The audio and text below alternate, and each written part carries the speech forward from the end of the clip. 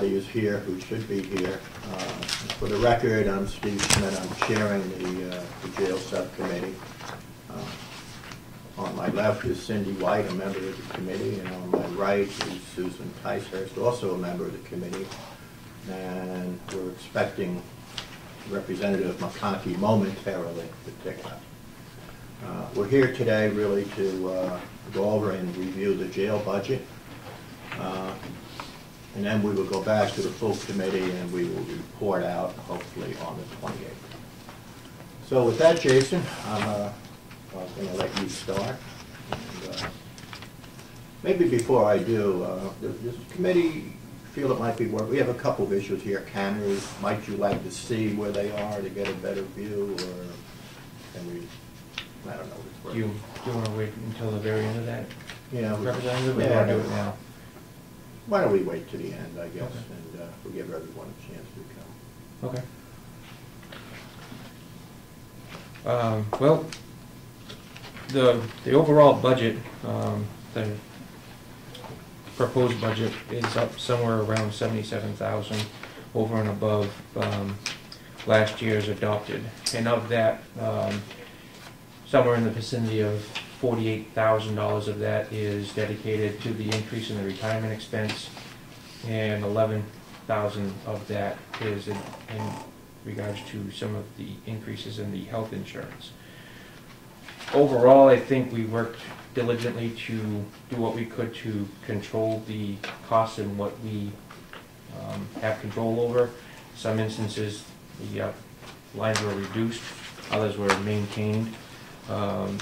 So I guess I'd just like to follow your lead, representatives. If you have specific questions in regards to the numbers presented that you'd like additional information on, or how would you like to go through it?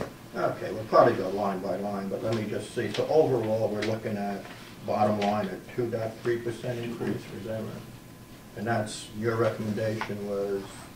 2.3. 2.3. Okay. It's up 77,000. Which is? Which I think takes out of his control, really. Two new positions, and the rest is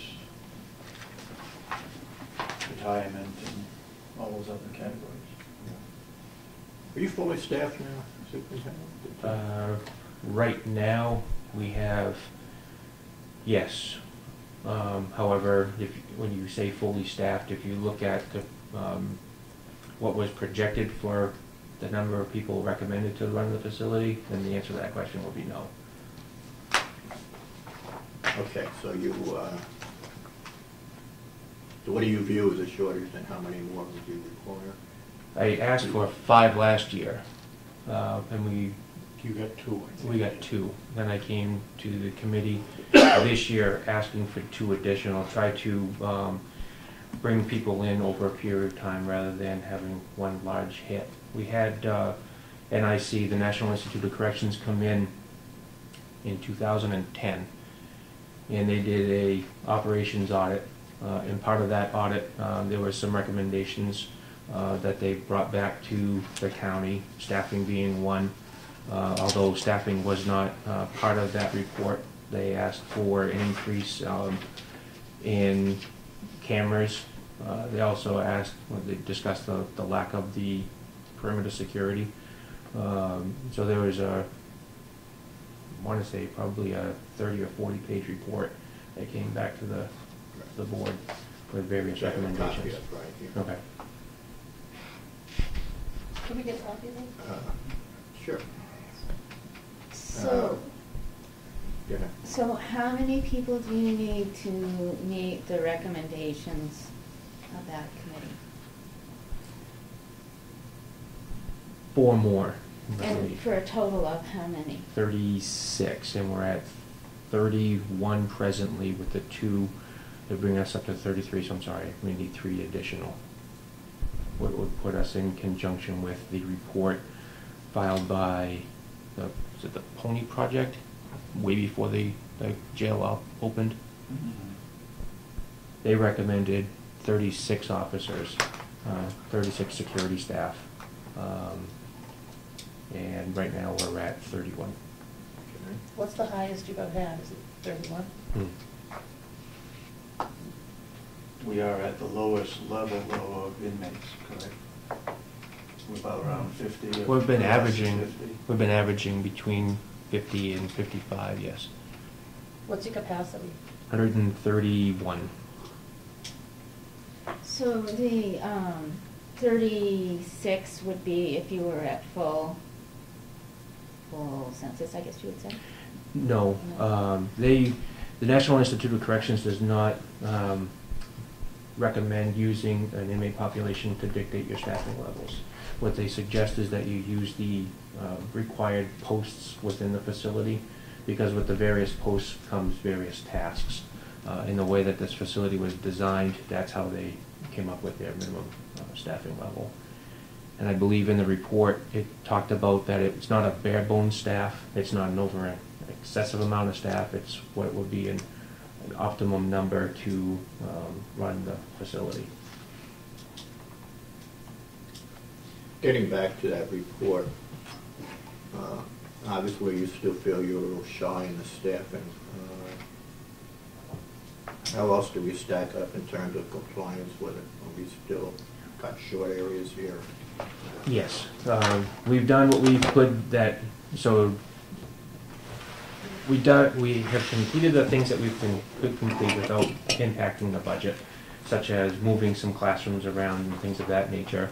Worked with another superintendent to develop a staffing analysis, so part of that was completed.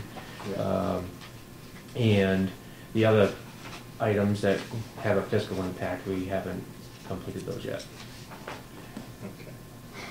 Is there anyone around here who can run off this so I can give it to these two ladies? Sure.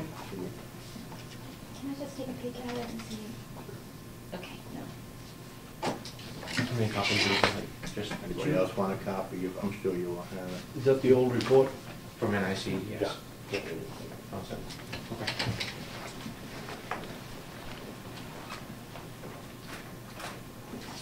Keep in mind that we're not, the state of New Hampshire does not have a certification of jails as such.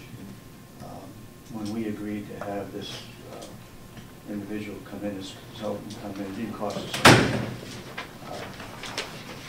So we're not certified. You're not The state doesn't have a non-compliant with New certification. Hampshire law. Okay. And these are just what, national standards that they audited on? Or- Yes. Okay. Very good. Okay, we have any, we'll get that report in a minute, so that gives us a feel for where we are on that. David Schmitt, you may want to look at that. What am I looking at? Comparison of, The salary range for the, yeah. So may I ask a question while you're looking at that? Sure. Okay. So it was mentioned that retirement went up a huge amount, Mhm. and we have no control over that. Mhm. People always tell me that all the time. So just explain to me why we have no control over that. Who's making that decision where? The legislative body. The legislative In body, in okay. Concord, yes, ma'am. So when I say we as in the county, Right. because of the state made the decision to increase the contributions from, it was 19% last year, and now it's up to 25.3. yeah. So up it went. Representative Schmitt. If I could ask you a question, so your point for this is, Just to get some idea, and one of the things I was going to ask, we're now paying 25% towards the retirement. That's just the hourly wage. We don't, what is the actual, is it 50% more for the, roughly for the bennies on those figures, or is it 46? You don't have It- here? It's, well, when we just had the conversation, I was able to look up, the county of that 25%, the county pays 13% of it, and the employee pays 11% of it. Of that. So it's 25% Correct. for the county. It's 13 and 11 for the employee. Right, that's how that 25 is split. That's different than what we discussed a few minutes ago. Yeah, yeah. Okay, I tell you what, why don't we just, then I'll go through the line by line, Jason, which, Okay. just for the record, that Representative McConkey has Thank you. Representative, we just started, really. We just scratched the surface of the budget. We really haven't gone too far yet. Thank you. Okay, so the overtime, the decrease, we dropped that down with the anticipation of Your two bringing new hires. 2 new people in, yes. The administrative salaries, Are they on board yet, or not? Your two no, new, I can't bring them in until the budget's approved. which is After March.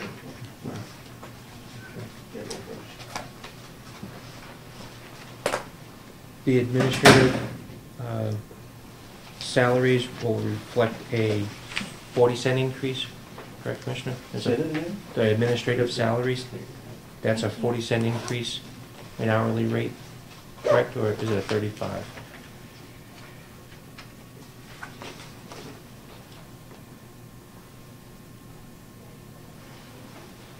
And your administrative salaries, how many administrative people we have here, Superintendent? That includes you and... Yes, sir.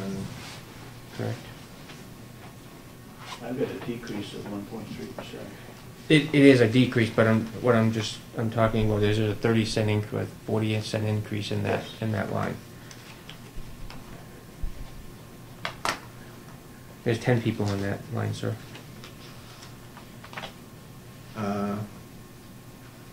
Adopted, but why are we, just curious, why are we looking at a decrease? What's changed? We moved some people out from the administrative line, and when we brought other people in, they were at a lower rate, so they came in at a lower rate.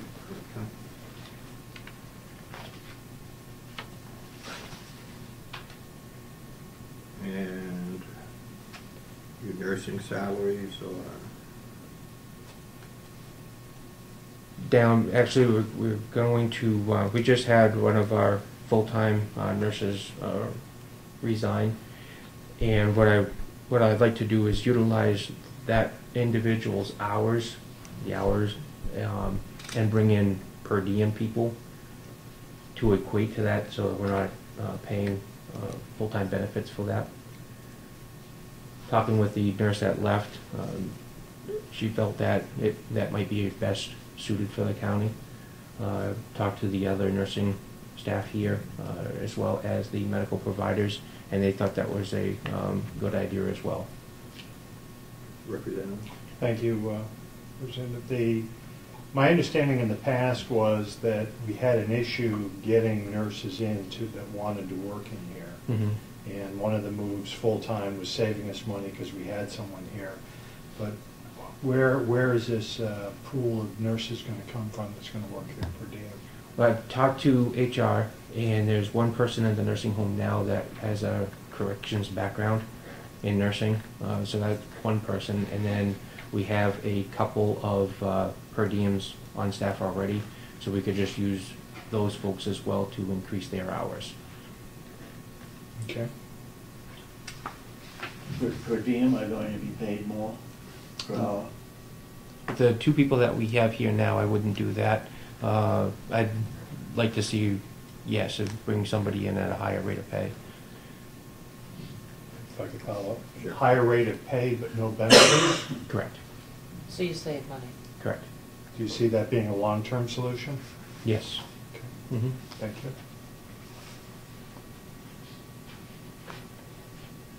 But you're looking also, it's a full-time equivalent, is what you, except it's going to be in a per diem. Yeah. Or, I don't think I would need somebody 40 hours. Like we have a 40-hour night nurse right now, and I would not use that 40 hours for night nursing. I would use the per diems to backfill our full-time staff here for holidays, vacation, sick time, And if there is a busy day in processing, being able to call somebody in so they can help relieve that workload. So that's how I would anticipate using that per diem staff. I seem to remember that we had nursing care available 16 hours a day. Is that on my? I just seem to remember reading it somewhere. That was under the way we had last year's work schedule, yes. Okay. But with the nurse This that would now go to. we would have dedicated 12 hours a day. And then on the days that was busy, we would bring in somebody else to help with that workload. And that, thank you. And that 12-hour load then would take care of medications, make sure that's all Yes, being sir. done.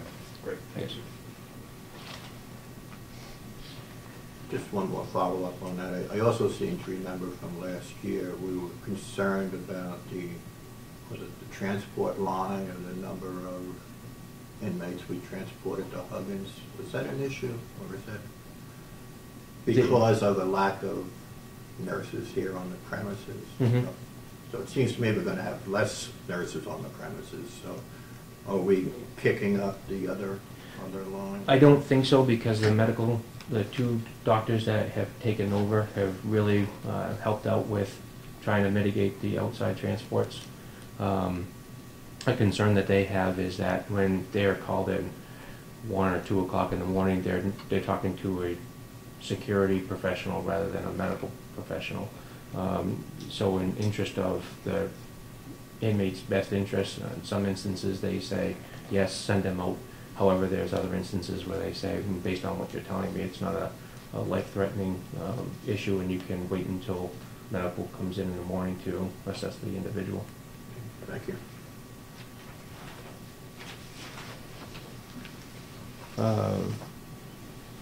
Under salaries, that's a negotiated union increase. And they were getting how much per hour increase in correctional officers?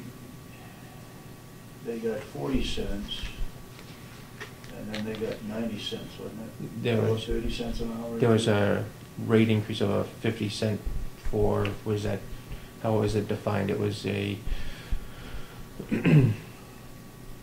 adjustment, a one-time adjustment, I believe, right? One-time adjustment was the 90 or $1. Yep. The 40 cents was across the board increase. But you're increasing their salary for 90 cents total. You're not doing how you're breaking the 90 cent raise increase out is 40 cent raise and then the 50 cent adjustment. 50 cent Correct. adjustment to every Right. dollar. Hmm? It was a 50 cent. 50 cents, okay. So a total of a 90 cent increase. I seem to remember having a discussion at one of our delegation meetings about how Last convoluted this process was and how they can really never get to the top of the scale. Well, That was my I think recollection. we need to look at it some more, because there may be some people who are making more than a sergeant. I know that was an issue at one time. I'm not sure it's still an issue. Mm-hmm. If they work a shift, a weekend shift, or a night shift differential, then But they'd be there's making no more than a straight sergeant. There's no step process here, is that correct? Correct. No. What's your turnover here? Because, at $14 an hour, I just don't see We many. lose quite a few. If I want to say we're averaging between 8 and 9 people a year, roughly. Out of a staff of So that's about was that now 30%? 31, and that's it. It's 1/3 turnover. What is, comparatively, what you are paying, how does that compare to others in the state in the same position? I want to say we're towards the bottom, but we're not that far off, if I remember the pay scales from other institutions correctly.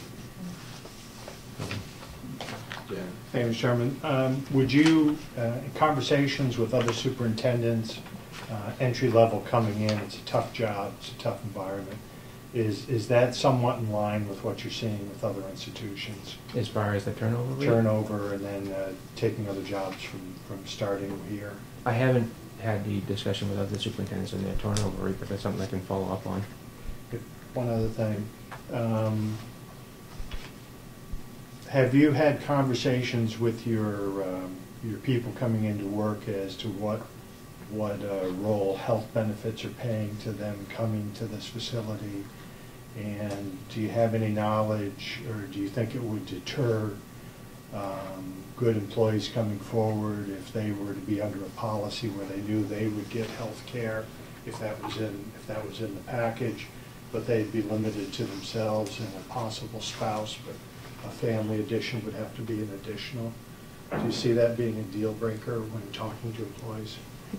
Coming from my own perspective, I would say yes, but I could ask HR and see what they have the conversations with the employees as far as what the benefit packages are. I would see if I was in a position where I could provide health insurance for me and my wife, and then I had a child, but then I had to kick over more money, I would see that as being a problem for me personally. However, other people answer that, I don't know. Commissioner? Thank you, Representative. On that list of hourly wages, I wanted to ask Jason, those don't include shift differentials, holidays, The base rate. Base rate, correct? that's just the base pay. So what would you say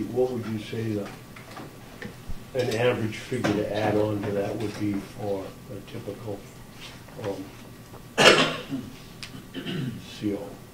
Another $3, another $2? Come on in, we can find you a chair somewhere, I guess. I'd say probably starting, I would say maybe another $1. Another $1? Yeah. Okay. By the time you add in weekend differential and shift differential, I would say about another $1. Thank you.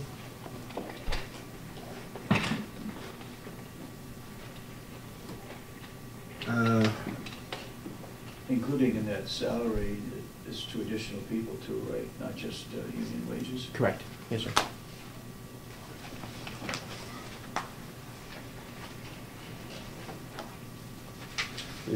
Could we discuss the 2 extra persons? Sure. Superintendent, just tell me about the 2 people that we're adding. Sure. Are we replacing someone, or are those new positions? Those are new positions, Representative. It would help fall in line with the recommendations from the report that was conducted a few years back. And we would use those people and put them in a, right now we have 2 12-hour shifts, 7 to 7, so 7 in the morning to 7 at night, and again a 7 at night to 7 in the morning shift. However, we also do an 11 to an 11 shift, and I would put those people in that 11 to 11 shift. So when we'd have more people on the floor when the inmates are out. The facility goes into lockdown at 11 o'clock at night. So having the extra bodies on in the facility while inmates are out in the day room would help us be able to respond to the facility needs, whether it additional, a heavy intake night or an emergency on the floor.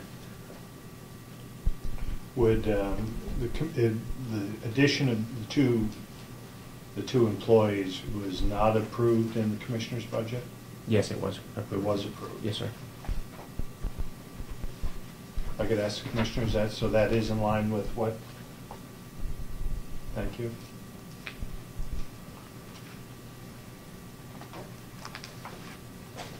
Okay, nursing salaries, we did that already, didn't we? Yes, and then we would go down to the Social Security, and that is a 6.2% of the, basically it is the Group 1 employees, the medical staff, and those security officers that do not fall into the Group 2 role because of their position is part-time. As well as we have a maintenance person in there as well that pays into Social Security. So who doesn't pay into Social Security? Your full-time correction staff that fall under Group 2, we don't pay into Social Security. Okay.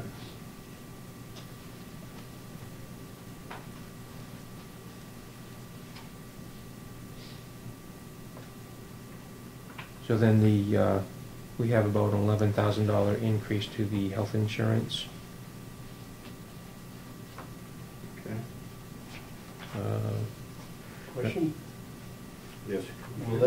Is that 11,000 going to include the 2 new employees? Have you figured a Yes, rough estimate of? Yes. I bring them in at the maximum, so the family plan, that if they come in and they're a single person or just a husband and wife, then there would be a reduction in that line. Thank you. Can I back up? Sure. The line item before them that they skipped over, I just wanted to ask a question on it, was mental health salary. At one point you had $60,000 in there. Could you just explain what that was and why it isn't in there anymore? Sure. We had a full-time mental health clinician on staff. Yeah. We were looking to privatize our medical department in 2011, I think it was 2011, 2012. And when we were doing that, it was 2011, I apologize. When we were doing that, one of the recommendations that came out of that organization that we were looking to privatize with said that they didn't see a need for having a full-time mental health clinician in the facility, and therefore the hours were going to be reduced. And at that point, that individual made the determination it was in their best interest to seek alternative employment. When that person left, we entered into a contract with Northern Human Services to provide mental health and substance abuse services to the facility. So now we're in a contract agreement with Northern Human Services, and that expense is under the 029 line under other fees and services. Just for my own information, I'm somewhat curious. It's related to something else going on in the legislature. You have any idea how many people are brought in here for their own self-protection who really don't belong here from a mental health perspective? I'm working on getting those numbers right now. There was a press release with NAMI that was down at the State House last week. They're asking for an increase in the psychiatric beds at the state hospital, Yeah. Which I think is a pretty good need. The jails, the emergency rooms, they've all become the receiving facilities for people in a mental health crisis. We're not staffed or equipped to deal with those needs. A couple of people... When you have those numbers, I think the delegation would really appreciate being copied on that information. Okay. Mr. Chairman, are you talking about an overnight visit or an extended stay? Either one. I mean, the key here is that a lot of people, and I guess for lack of anything else, if you don't know what to do with them, they're either going to wind up in an emergency room for 2 or 3 days, or if they're suicidal, I suppose they're going to wind up here. They really don't belong here. These are mental health issues. And the other thing along with that is, do you have a number of how many of the current inmates have diagnosed psychiatric illnesses? And that's one of the things that we're working on gathering, yes ma'am. Because now that Northern Human Services have been here for a year, they're able to produce that the number for me. Okay, thank you. Do you have any idea when you're going to have that available? Time, I think, is by the end of next week from what Chris told me. Okay. On many occasions, he's had problems getting people out of here to the state mental health facility because they've been full, correct? Well, the secure psychiatric unit in the prison? Okay. Yeah. That's a big issue. There's no beds. Yeah, Mm-hmm. right. Thank you, Superintendent. Sir? So then the increase in the retirement expense that as we discussed a little while ago, it went from a 19% to 25% contribution. Excuse me, Jason, you just corrected yourself and said it was 13 and 11. Well, that's how the 25 is broken down, but the overall went from a 19% contribution to 25% contribution.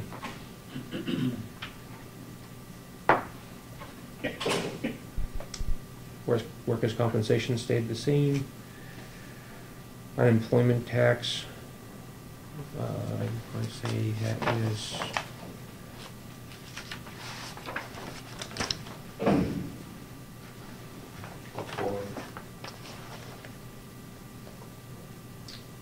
it's $220 per individual per year. So that's driven by the number of employees.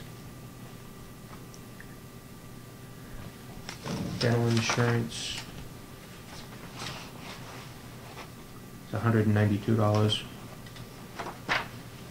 per individual. Education and conferences, the reason why you see that increase,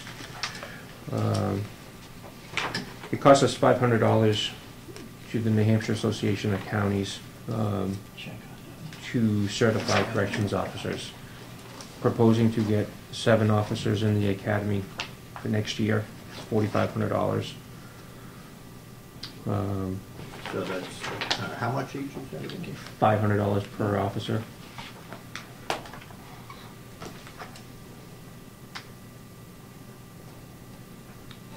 And then I also budgeted $495 to attend the county conference. I think it's scheduled to be held in, is it Conway again this year, Commissioner?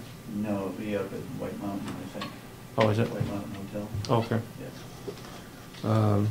I asked to go to the American Jail Association conference out in Michigan. The reason why I like to go to these conferences and bring another employee with me is because then you're exposed to various issues that happen at a national level. And they provide training that you, quite frankly, just can't get around locally. You don't see the American Jail Association come to the Northeast to provide that type of training, or if they do, it's very infrequent. What are your thoughts on taking another person? Just so we can hit a number of different classes. More breakouts? Right. You've done that over the last few years, so, right? Yes, sir. 2 people. Mm-hmm. The $500 training, the certification, how many officers are certified now? Right now, I have 11 people that are not certified. I don't remember the report. Is there a New Hampshire, I'm all for certification, but I'm just curious, is there a New Hampshire requirement for certification? Yes, sir. Within a certain period of time, I would think? It doesn't require under a certain period of time. Our union contract does. However, we fall under the retirement statute, and that's the only statute you will find where we're required to be certified. It's under 100A. Okay. We have to be certified in order to be in the Group 2 retirement. Okay. So it's not optional, it's a necessity. That's the only point I'm getting at. One of the problems is you can't afford to let too many people go to the training The because same he's time. short here. Yeah. Okay. How often is the training run? They're scheduled to do hopefully 4 classes this coming year. We've always done 2 minimum, 2. right? But because a number of superintendents are in a similar situation with a number of uncertified officers, we're looking to do more academies this year and actually moving forward. Are we exposing ourselves to any increased liability by not having these people certified? Yes. From my perspective, yes. As a police officer, you can't work the road when you're not certified. But we're putting... So the time delay between being hired and getting to the certification is roughly how long? Between 12 and 18 months. So Because we're of our exposing turnover. ourselves to increased liability from 12 to 14 months. 12 to 18 months, I'm sorry, sir. Yeah. What is the problem in getting these people over there sooner? There's the times that they're holding the academies, and our work schedule here. In the academy, they go for quite an extended period of time. It's a 5-week training program. Every day for 5 weeks. Mhm. Which is an additional cost also because we're paying not only the $500 for certification, but we're paying travel expenses for those individuals, right? Yes, sir. why doesn't your association move forward if there's as many counties that are short help and want to have their people certified? Why don't they move forward and try to get it 3 or 4 times a year? That's what we're working on. We just had NIC come in earlier this year, I'm sorry, late last year, and do a report on our Corrections Academy, and they're making recommendations, so that's actually work in progress. Well, is one of them to have it hold it more frequently? Yes, Okay. yes. And they're talking about having a full-time academy coordinator. I'm not sure if that's been talked about at the New Hampshire officers. Hasn't yet. Okay, but that's one of the things that they're talking about, because not only do we send the students, but then a lot of the counties provide officers to do the instruction as well. So you're not only losing the officer that's in training, but you're also, some counties are providing officers to do the training. So it's one of the issues that we're looking at. Yeah, Go ahead. why don't you go by Are seniority? Okay. A few years ago, we held the academy at here versus having to go to Concord or wherever else it's held. Is that a possibility? I want to wait until the academy gets restructured, because when you do that, then you're saving on the travel time, but we want to make sure that whatever's being taught here is the same curriculum that's being taught in Concord or Hillsborough or Grafton or wherever else. If the same officers are doing the training, they can come here just as well as they can go to Concord though, right? Well, no. No. I don't, well, and I guess, yes, if you could, because then I would just call the other superintendent and see if they have an officer available to teach that specific class. Mhm. If I'm following your thought, is in that we would do all of our own training, we would have to provide that instructor. Are you asking that our officer is doing the teaching as well? Am I understanding that? No, I still think you could call on other counties to do the teaching. Okay. Grafton County held it at one time, and we had one here at one time, Correct. a few years ago. Mm-hmm. But is it a case where the New Hampshire Association of Counties doesn't like the idea of having it at a local facility? I don't think that they take a position on liking or disliking. I want to hold off on asking that to have one here until this whole academy process is worked out. Okay, yeah. Thank you, Mr. Chairman. Jason, when we send somebody down to Concord to teach in one of these certification units, Mm-hmm. Is that our only commitment to them? We're not paying them sick days, we're not paying them, is there any other expense to the county, or is it the correctional authorities picking up their pay? We're paying, so in the event that I have, like, one of my sergeants that goes down and does a gang class, we're paying for his hourly rate to be in that class. And we're also paying the hourly rate for any of our students that are in that class. But it's a reciprocal thing though, right? I mean, other counties Correct. are also putting instructors there. Reciprocal things never work out though, David. They're always turn out somebody's going twice and the other person's going 5 times. They might even do better. I'm sure the high population counties are contributing more than we are. Hopefully. Yeah, Hopefully we're on the short end and receiving. yeah. It might be a positive for us. That's right. Just one more question on that. You mentioned that the union contract called for certification. Is that a certain specified period of time on the contract to certify representatives? Yes. And we are not meeting that? or- We are. We are? Yeah, we are. Okay. Yeah, we actually were able to negotiate a 6-month extension with the union, because originally it was supposed to be 12 months you were certified, and we hadn't been able to hit that target. So we had it pushed out to 18 months. There, thank you. Mm-hmm. Just out of curiosity, Jason, what does the union gain by having their people certified? Is there an increase in pay or benefits to them as soon as they get certified, or? Pay, yes. Not the union. But and then the only other thing is just workplace safety and Okay. that type of stuff.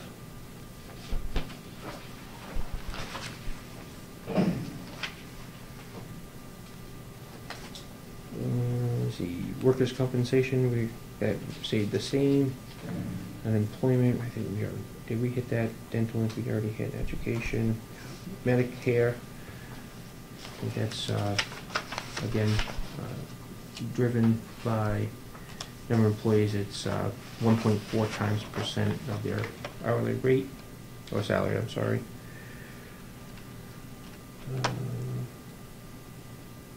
Medical fees and services, that covers everything that deals with the medical department. Hospitalizations, we have the doctor's contract. We have the 2 physicians that come in. One's a doctor and one's a physician's assistant. One comes in on a monthly basis, which is the doctor. He takes care of the chronic care issues. And the PA comes in on a weekly basis and handles emergent care issues. Both of them are on call 24 hours a day, 7 days a week. Covers the medication expenses. We just entered into a contract with Westwood Pharmacy. There has been a significant drop in medication costs I was through just them. going to ask you, because there's a significant drop here from what was actually spent in some of the prior years. I'm reading it correctly. The 2 doctors that we have, they like to run with a strict formulary. So if you're on some sort of a medication, unless there's some clinical reason why you need to be on that medication, they'll change you to our formulary. And they do all that in conjunction with talking with the person's doctors and things of that nature. So I think did I do a breakout? So you going through when I started doing the budget, expenses for 2012, up and through October we spent $6,900 in ambulance services, $5,600 in dental services, $10,000 in diagnostic services, $114,000 in hospital services. We had a couple of people this past year that were complicated cases. We had to send somebody out to Maine for an extended period of stay because of his medical needs. Are we reimbursed at the Medicaid rate, Medicare rate, or uncompensated rate, or how are these hospitals billing us? When we pay the hospitals in this state, we pay 110% of the Medicaid rate. That's under statute. In the case of out-of-state hospitals, they don't have to recognize that statute. But yes, going with doctors, with hospitals, it's 110%. Private doctors don't have to recognize that. Medicaid. Yeah. Now,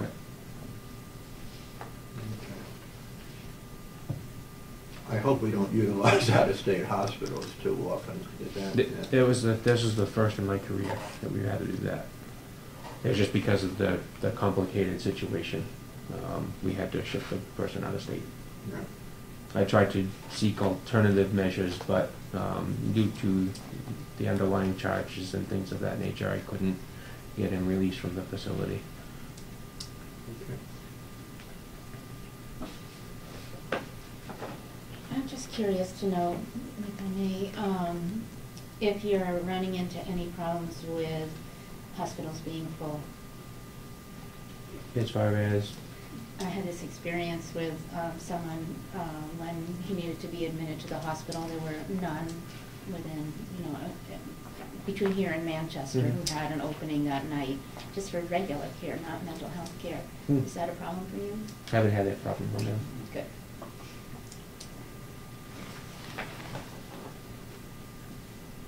Under mental health, that's a contract that we entered with Northern Human Services to provide psychiatric care. So we have a a psychiatrist that comes in on a monthly basis, and then we have a LADAC counselor that comes in on a weekly basis and does substance abuse screenings, mental health assessments, and that's where a piece of that comes in. How's that working out? Good. Yes. And the reason why I like it is because it's, in most cases, it's the same provider that the individual will have when they get out into the community, because they're the community mental health provider. Okay. Under inmate programs, where I slotted $5,700 for substance abuse counseling, and what that is, we do a living in balance program. It's a 12-week program where Northern Human Services would come in and teach an hour-and-a-half session each week. We would do that quarterly. We're also scheduled to bring in anger management person once a quarter, so they would do 4 sessions. Then I have budgeted 12 GED tests. Ironically, we haven't had to send anybody through our GED program because everybody that we've been getting either has a GED or a high school diploma. Just a smarter class of inmates. More qualifications. More qualified. It's just, I should stop that. Commissioner? Every so often I spend the lunchtime out here in the farm barn, and the boys are always in there for lunch, the Orange Suit Gang. And one of them was telling me that there's some real benefit to the anger management program. And when I investigated a little more to find out we don't do it more often, it's $1,200 for 3 hours, Jason? It's $1,275 per session. Each session is 6 hours, Commissioner. So, Yeah. is there any way that we can find somebody else that runs a similar program that could come in more often? I realize this is a certified, a licensed medical practitioner that's doing this. I can have Sergeant Phillips look into The that. program's that good, perhaps we ought to be running it more often. And the other one was the drug and alcohol program, and they said the problem there was the program wasn't long enough. Correct. And one of the things we've done, Sergeant Phillips has just announced we're doing what they call Thinking for a Change. It came to us from NIC, free. And what that does, it's a cognitive behavior-based, evidence-based program that helps identify risks and teaches the inmate how to mitigate those risks. That is a 25-session program, and he's starting that in February. So he's going to be doing 2 sessions a week. So we An can. hour a week, an It's- hour a day, or? I think it's an hour and a half per session. Jason, when you get into your inmate programs here, I would just be somewhat curious. We have an inmate population now of 50. I'm just curious, how many of them are drug-related as opposed to not drug-related? Specifically Yeah, I mean, I'm not going to drugs? neg it, I'm Mhm. just somewhat curious as to. Say probably a better part of the average, I want to say, is between 70 and 80% of the people that are in jail is because of drugs. Okay. Selling or using or both? Or? Yeah, and then committing a crime in order to help them get money to address those needs. Go ahead, Mark. The GED books that we purchased, the 12, what cost is associated to that? That is actually just the tests, Representative. We do an online GED program, so there's no cost for that. Well, there is a cost, but it's a contract fee, and we pay $70 for one test. And last year, how many inmates did you put through GED? We didn't put anybody through, but I just wanted to have that in the budget just in case we had people come in that needed it or wanted to partake in that program. And there's no expiration on that when you purchase that? No, because we're only the tests. Yeah, the cost that you're incurring for this, I thought you said you're buying 12 of those. That is the test. That's when we contact like Kenney to come in and do the testing. So I'm budgeting for like 12 people to go through. And if they don't go through, we don't incur that cost? Correct. Okay, thank you. Mm-hmm. Superintendent, just Follow up on that, I think Mark was asking, I think you said it was a contract. So I assumed the same thing he did, that if you didn't use the program, you still paid anyway. You're saying you don't pay? The contract we pay. When we bought it last year, we paid it for 2 years, so there's no contract cost. And what does that contract cover? The program itself.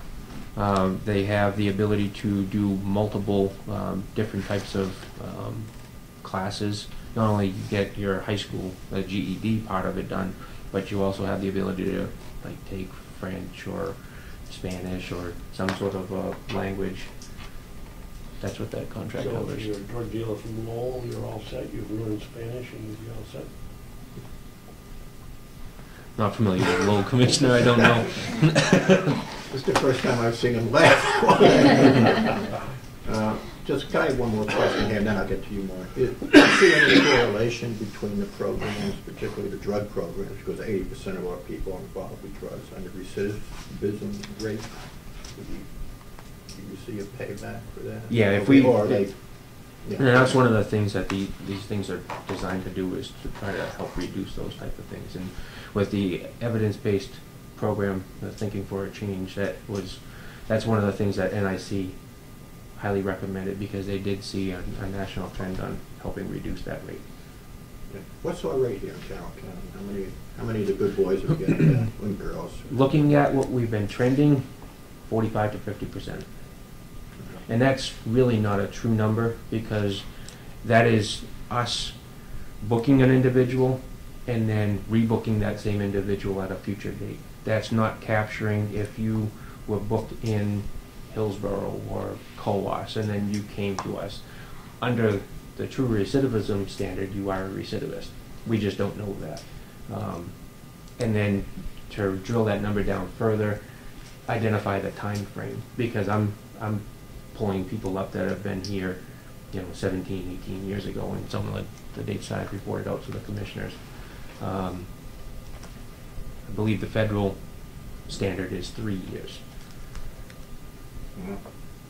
But the rate is the same nationally. It's around 42%. Rate, I think, is a little bit higher, around 60, I believe. So we're right in the norm then. Mm-hmm. Right. It's a high norm. Do you think we're doing enough in terms of programs? Mental health and drug substance abuse? With this Thinking for a Change program, I have some good expectations. I'd like to see maybe a couple of different classes offered, as far as like a batterers program, because we deal a lot with people that have come in for violation of protective orders and domestic violence. That's a big issue. So I'd like to see us offer some sort of a batterers program.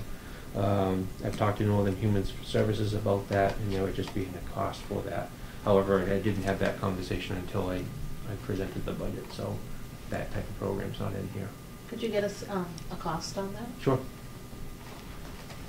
Just in the program you just referred to, how long does that take when you put an inmate through it?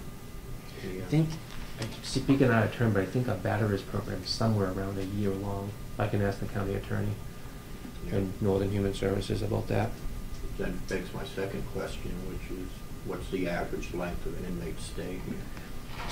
Sentenced, you're looking at probably 4 to 6 months, with a good time and things of that nature. Okay, thank you. Representative. Thank you, Mr. Chairman. Finishing up on GED, did I understand that we had entered into a 2-year contract with Kenney or some provider, and that started last year? This is the second part of that? Yes, sir. Okay. It's a, the vendor is actually Ed Options is the name of the vendor. What sort of a cost between the books and the 2-year contract for that? It was $2,000, I believe, last year. And then it's online, so there's no cost for any type of books. We would put the individual in, they would go out to the secure website and then take all their classes online. Okay. if I remember a conversation last year, or possibly the year previous to that, one of the reasons we're not getting more customers through the GED is their length of stay, and so they'll be here for a while, they go, they come back, they may need a new book, they may have been re-educated somewhere else. Do you think looking forward to next year that you might be better off spending your money somewhere else on some of these other programs in the GED? Seems to me like you're locked into something for 2 years, and having the education component's a great idea, and I think I commend you for doing that. But I'm just thinking you might be able to find a little more money for some of your other programs in the following years. Sure. Question? If at some point could we have a conversation about your feelings about the drug courts? Mm-hmm. Okay. I don't know Yeah. if this is the right time. But Sure. yeah. Okay. I know the county attorney has just been tasked with looking into that. In conversations I've had with her and Attorney Friedman, not necessarily convinced that the numbers are here for that specific type of court, but that's something that is worth looking into. Okay. Sure. Great. Along those lines, they're also now talking about a mental health court. Right. Yeah, I'd like to participate in that conversation too, Okay. if we could arrange that, maybe with you and the county attorney. Okay. The New Hope programs are going to cost us anything? No, sir. Just the staff time to do the drug tests.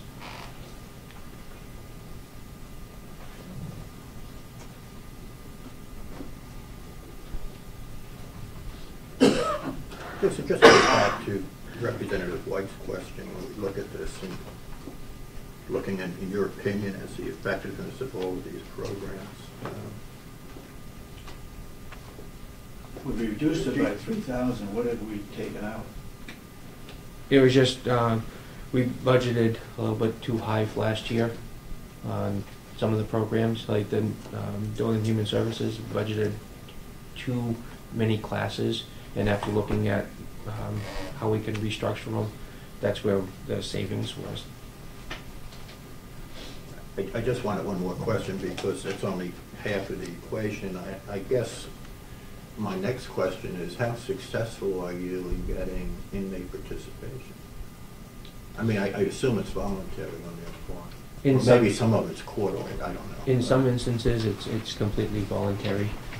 In other instances, we've just moved to a new classification process. It's called ORIS. It was developed in Ohio. Sergeant Phillips just went to that training, and it's part of the classification. So anybody that identifies high in certain areas is going to tell you to take these classes, so it's going to be mandated.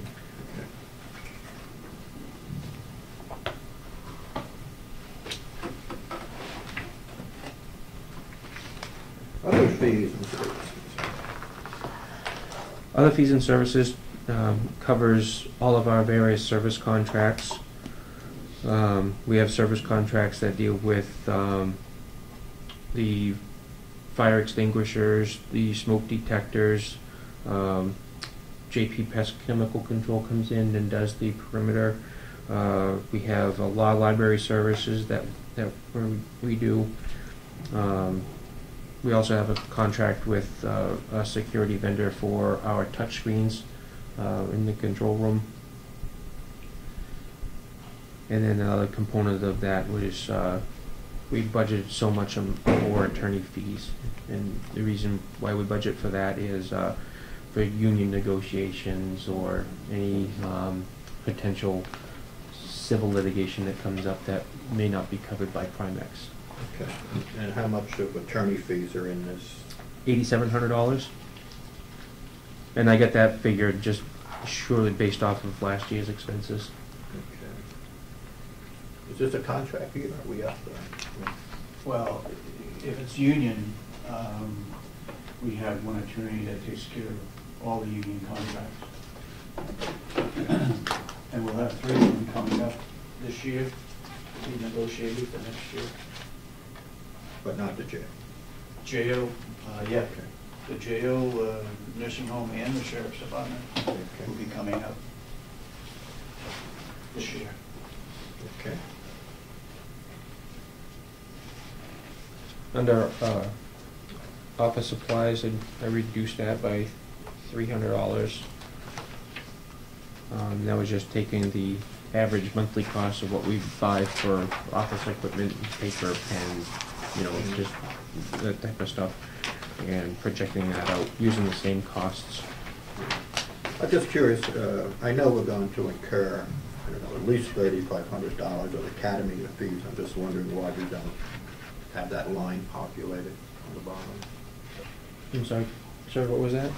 On the academy line here, which I assume is the training line. No, the academy, that was a program that was done by the probation, parole. It was something that we didn't partake in. Well, we did, but we didn't have control over it. That's what that academy line was. So this has nothing to do with No. Okay. Pre-release, that was another program that we did. We had a grant for that. That grant was expired, and we haven't put in for any additional grants for that line. Now that you talk about grants, is anyone looking at grants? No, not in this facility. Let me direct my question in the commission, is that... We have a grant for the sheriff's department that's in the process of being put in. It's not a very big grant though. It's like $2,400 or $2,500, something like that. Yeah. The only other grant is with victim witness. We get $25,000 or $26,000 from the state. I guess my question is, who reviews the grants? I mean, I would like to think that we're not missing out on something that might be available to us. The commissioners are responsible for approving any of the grants or accepting any of the grants. But not for researching the grants. We did, 2 years ago, we interviewed 2 people, grant writers, to look at particular grants. We haven't done that since.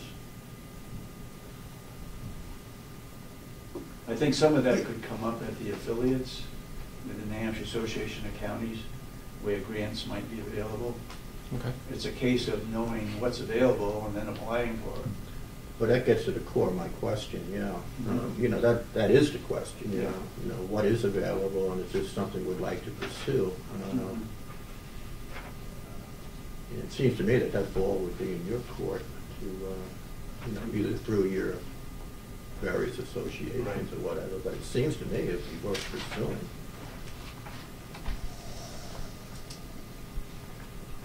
Sounds like a job for Commissioner Babson to get one. I think you could dig in on that one. Yeah. Now, there could be some significant dollars there, you know that? Actually, I think that should be the responsibility of the various department heads to seek out grants for their own. They're the ones that know what they need and what's available, what might be available, and they should be the ones with them. Sheriff's Department does his own. I think that's one place where the New Hampshire Association of Counties could play a major role in finding out what kind of grants are available in all departments.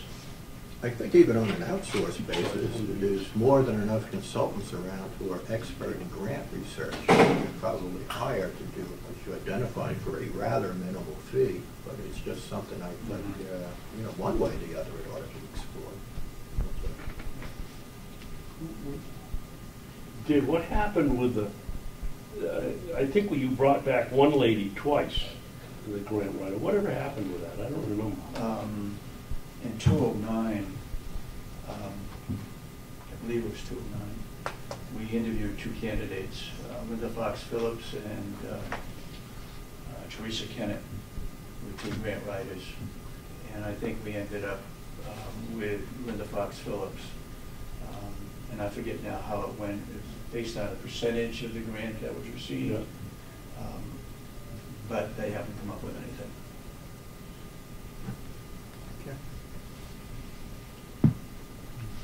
Further question? Sure. I don't remember sitting through all these meetings of any one of them ever reporting back that they'd done anything. Yeah, they did. You may have missed it. They reported back about the grants they've been looking for? Right. Okay. But they've only done it once. Okay. Cautionary tale on the grants, though, I agree that there's definitely merit into looking what's out there, but I would like to keep an eye, I would hope, from the money side of things, that if we look at grants, many towns have picked up police officers and others on a 2-year term only to end up having police officers for the rest of the time being paid for by the town. So I would think eyes towards equipment and other things that didn't have recurring costs would be where I would hope we'd be looking for things like that. Okay.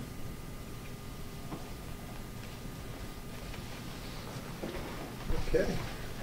Under dues, licenses, and subscriptions, we pay $2,000 to the New Hampshire Association of Counties for annual dues. And I also budgeted for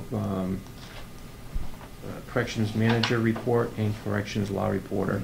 And what those two items do is just kind of help me keep up to date what type of cases are going up before various federal and state courts, and the types of decisions that are coming out of that.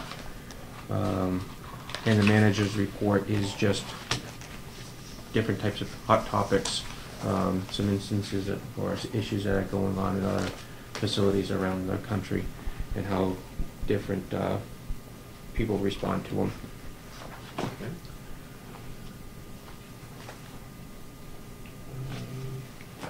Postage, we dropped that. We developed we used to provide stamps and envelopes to everybody. When we used to give 2 stamps, 2 envelopes, and 2 pieces of paper to everybody in the facility.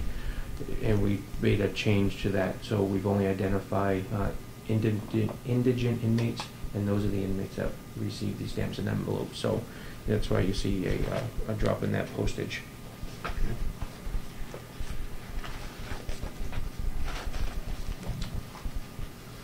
Other supplies, that is made up of the various cleaning supplies that we get from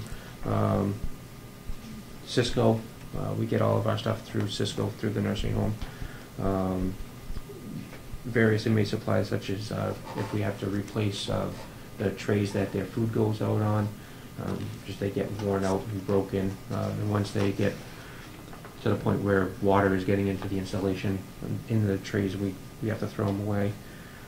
We also are budgeting for drug testing supplies, about 25 tests a month, just to do confirmatory testing. Inmates are not using illegal substances or other people's prescription medication when they're in the facility. Okay,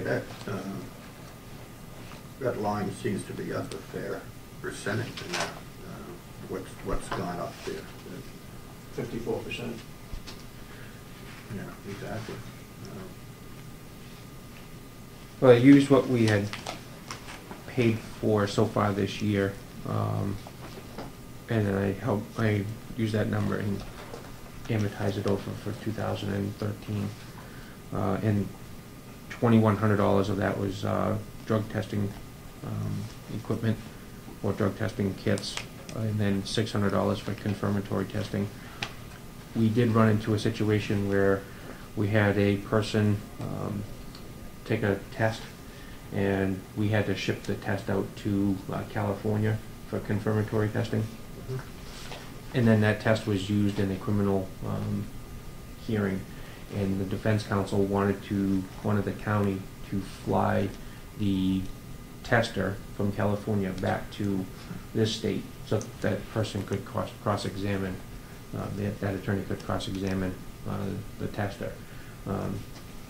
So one of the reasons to address that, we contracted with Stratford County because they have a confirmatory lab right on their premises. So we just send the test down to them, and they charge us $10 for every test that they have to test. If you had to shift this expert in, why wouldn't it have gone on the county attorney's budget instead of yours? It would have. Oh, okay. Yeah, it would have. That's who they were asking the county attorney to fly that individual out. So if I could, Mr. Chairman? Sure. So how much, those two lines that you just spoke of, additional drug testing and confirmation, those are new items that weren't in your budget before? Yes, sir. And what did that add up to? $2,700. And the balance that's there, is that just cost, increase of products or costing? The inmate trays, I budgeted $2,800 for the inmate trays. I want to say each tray is somewhere around $25 or $30 a tray. And after they go through the wash cycle time and time again, the plastic ends up breaking down. So we end up having to replace the trays because then they start absorbing water and become a sanitation issue. And then the other expenses would be just the various chemicals that we use in the facility to keep it clean. If I could follow up. So the food comes over from the nursing home, and then you place it onto trays? Correct. And that's done for what reason? Then it's brought to, if they're in a place, then it's brought to them as opposed to being brought in a bag or some other means? Well, we have to provide Living in a facility, or? under standards, we have to provide 2 hot meals a day. Okay. And so what happens is the food comes over in bulk, and then we put it on an insulated tray, and then the tray goes out to the unit where the inmate resides. And in order to maintain the temperatures, we bought insulated trays.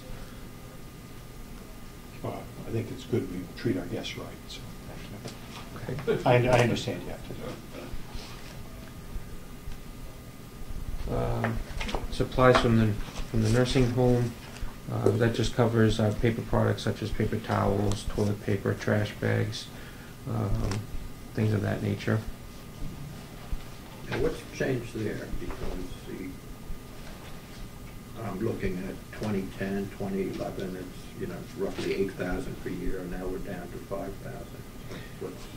I'm not sure if the nursing home has changed suppliers and there's been a reduced in cost. I don't know. I shouldn't even We'll find question out this reductions. I afternoon. don't know why I'm even doing that, but I'm just curious. Okay.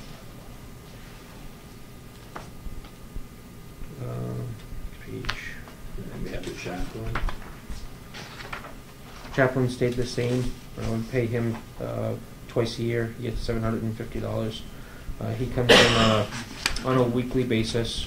He walks around the units, just talks to the inmates. He helps oversee the Bible study. If we have somebody that wants to run a Bible study class, he validates them, looks into their background, and then lets us know to yes or no on that individual.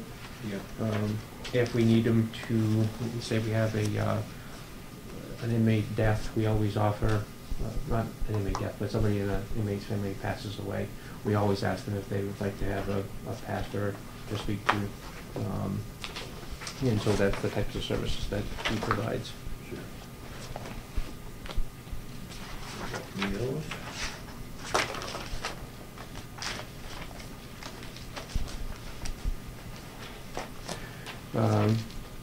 This past year, we introduced a new concept to help try to save money.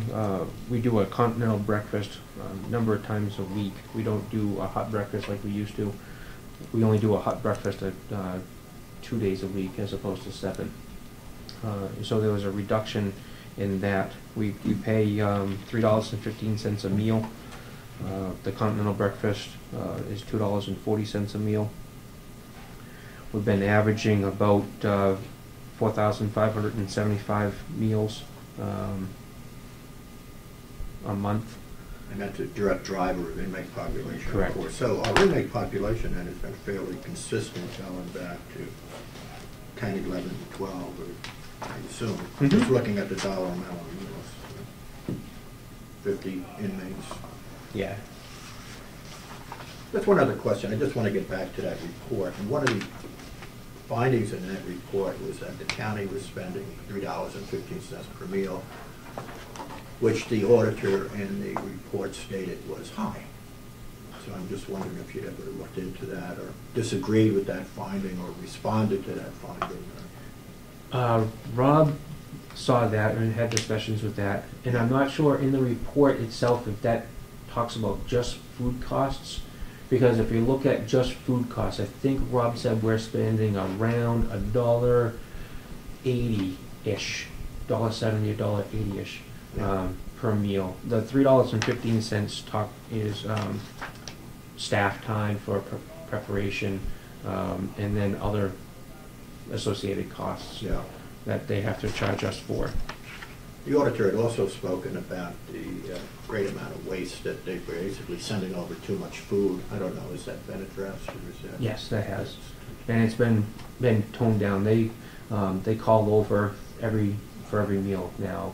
They used to call over once a day and then use those figures, and that's why we were running into either an excessive amount or shortages. So prior to them making the meal, they call over and get our facility count, and then they prepare that number. Thank you. How do you get around if the requirement is 2 hot meals and you've gone to a continental breakfast, does that mean you've got now have to have a hot lunch and a hot supper? Yes, those meals haven't changed. See, we were always, So how does a sandwich become a hot meal? because they offer soup with it. We either get a soup or in sandwiches, like through the winter time. So that counts as one hot meal, and then lunch has always been hot. Okay, thank you.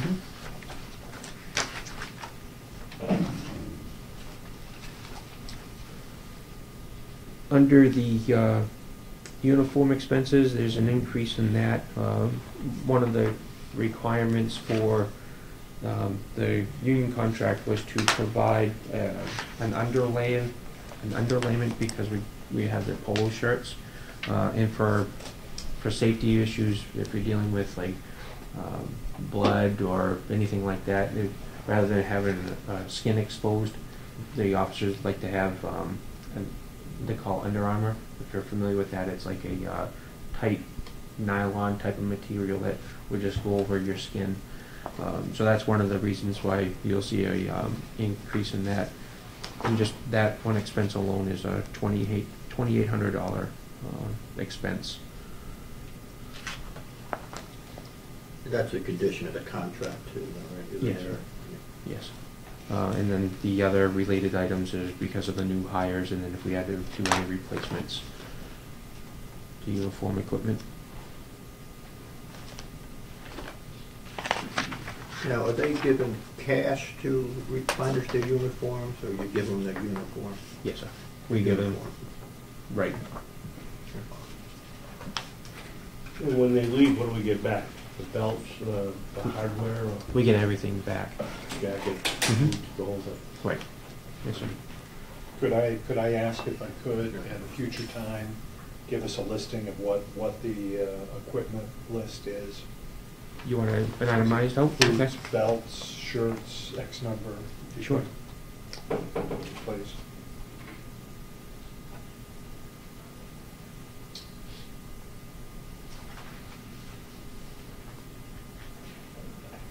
Okay. Under inmate clothing, we reduced that. We bought a fair amount of clothing last year, and there's really not a whole lot that needs to be replaced for this coming year. We may need to replace some mattresses because they're getting worn out. Last time we did a large mattress order was when we opened the facility 9 years ago, and just after normal wear and tear, the mattresses will need to be replaced. What are your obligations for inmate clothing? What do you give them? What do they require when they come in? We give them undergarments, pants, shirt, or t-shirt. We give them a long sleeve shirt for underneath. We give them a hospital style overshirt. It's like a smock overshirt. And then We also have to give them jackets in the event that they go outside. One of the things we did buy this past year was insulated coveralls for the guys that go out and work on the farm, going out and working in the snow and being in the cold temperatures. We got them that. We also have, for those individuals, like thermal underwear, and so when they go out, they can wear the thermals. Yep. And do they keep those, or you? The thermals? No, like the insulated coveralls, that kind of thing. No, they Or don't they keep just stay those. here. Right. Yeah.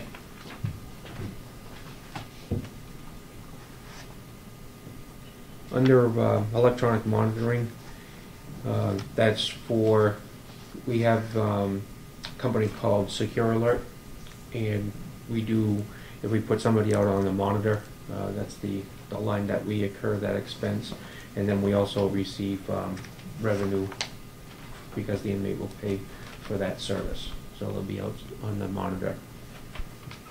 Thank you. Jason, why does it appear to be out of whack here? If you went through 11 months and only spent $6,000, and you budgeted 18, let's say it would be approximately, going to be a little over $7,000 if it's that much for the whole year, yet you've appropriated $12,000. It's because I'm looking to get more people out on On the bracelets? on the electronic monitor. You said that, you mean the parole, but No, they're serving their sentence under what we call administrative home confinement. So they're still doing our jail time. However, they're doing the time in the community and not in the facility. Madam Chairman, the cost of, have we seen a substantial reduction in what it's costing us to put jewelry on the inmates? Going back to 2010 at $27,000, and is that component been reduced, or we're just using them less? Well, we have used them less, but yes, when we did we have 3 levels of monitoring. We have what they call passive monitoring, which means we'll get a report for the last 24 hours of activity on the inmate, and that's $5 a day. We have standard monitoring, which means that if there's a violation, we'll get a notification. And then there's active intervention, which means that if there's a violation, not only will we can set it up that the company calls the individual, but they also notify us as well. And so the range is from $5 to $8 for those different types of services. So in 2010, we expensed, I guess, $27,000? That was because of the number of people we probably had out. Is it something you'd like to use more and we're using it less? Right or now, our yes, sir. inmate population's dropped down substantially? So it's a court order. It has to do with a court order. And there is pending legislation that would give us the authority to make those type of decisions. So you anticipate that you can go back to using it more? Correct. Okay. Mhm. Thank you. Which is a savings for the county when they're doing that. Right. Mhm.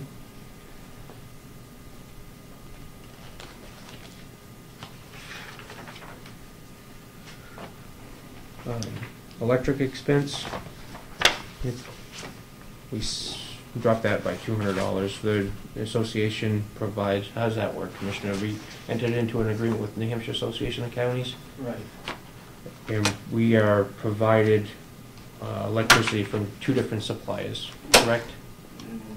No, just for one. Okay. Okay. We pay 2 different bills, though. We pay Constellation New Energy, and then we pay Public Service. So I don't know how that works out. One of them is for paying the energy, the other one is for The loss. maintenance and so forth. Oh, okay. Yeah. Okay. So, I'm sorry, so it's a savings of $200? That's what we're anticipating for next year.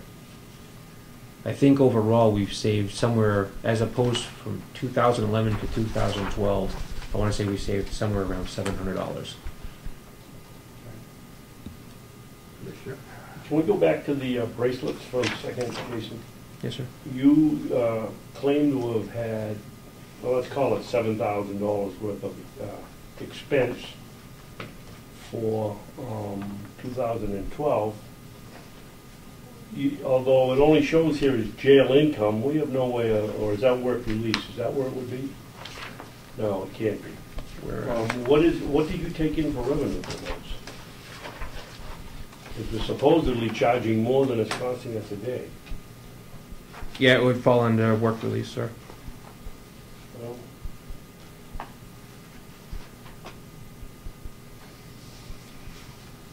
Because on the other line is the telephone. what are you showing for work release? I'm showing 24,000? Is that?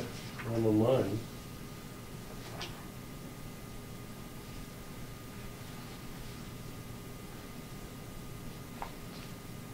On the telephone, you got 20,000 that we're budgeting for. On the jail income is 45,000. Right, and what I'm saying is it isn't broken out. We don't know what you're paying, what you're getting back from the inmates for revenue for your monitors. Must be lumped under jail income. All under jail income, what's the point of it being? Oh, okay. I see. Because you under the 039, that's work release. There's 0, and then under 40 is jail income. Right. Okay. Do you know, do you show what we have for income from them? I can. No, that's all under lumped, but I can go back and break that out. I'll break that out for you. Would it be worthwhile having a line item, Mr. Chairman, Well, a bracelet, since we're spending it on the bracelet? I don't see why we wouldn't want to do that, sure.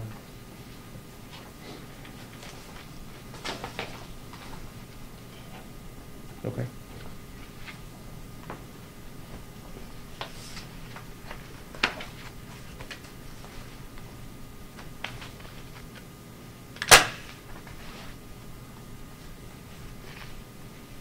Commissioners, on the electric and the heating, have we had energy audits on this facility like you did on the administration building? We did, but it showed that we wouldn't save a great deal on changing the lighting and so forth over in the jail. The biggest savings would be the administration building. Okay.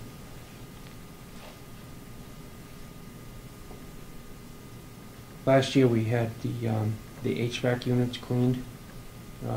We did some different things with the program.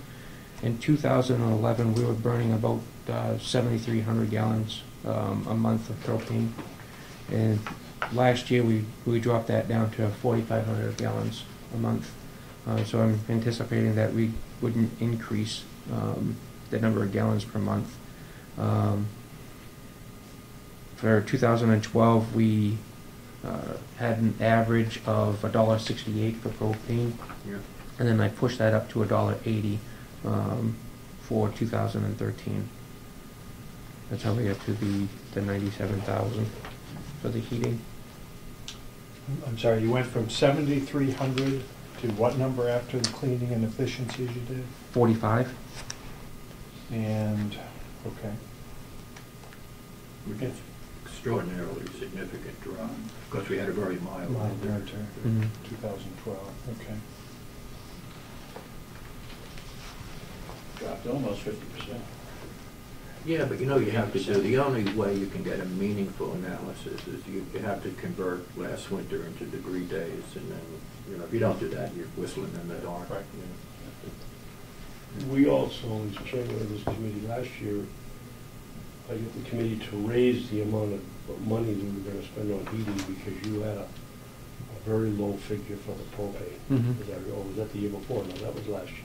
That was last You year. raised it by about $50,000, which is why you have $187,000. And then come to find out the propane was in at about $1.19 or $1.20, so we missed the target cost for the propane by quite a bit. And that's why you see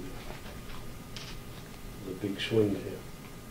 Under state standards, Superintendent, are you required to maintain a minimum temperature daytime, nighttime in this facility?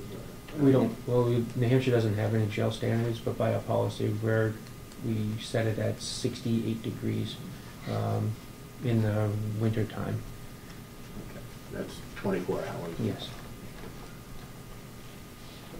Let my wife. I could let my wife come here. Get that on my computer.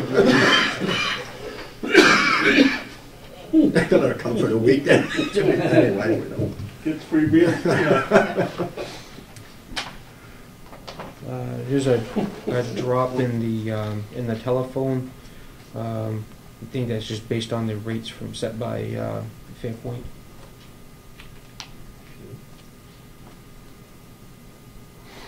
Keeping laundry the same. Under travel, that just accounted for going out to the conference, the flights, the hotel fees for the NHAC conference. I think I still had to move that, didn't I? The hotel expenses has to go under. Travel is airline, under education conferences, is hotels and registration fees. Okay. So then, does your sheet reflect $1,200 increase. a total line of $2,050? Is that what you? for travel? Yes. I'm looking at 3700. Okay, so that needs to drop down to 2,050.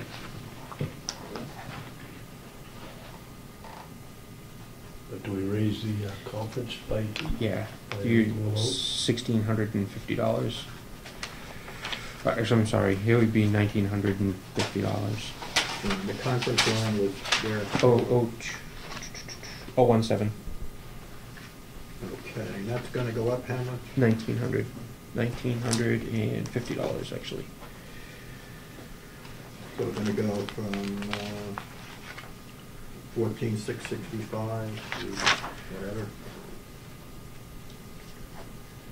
I think we need to check those two figures. Okay.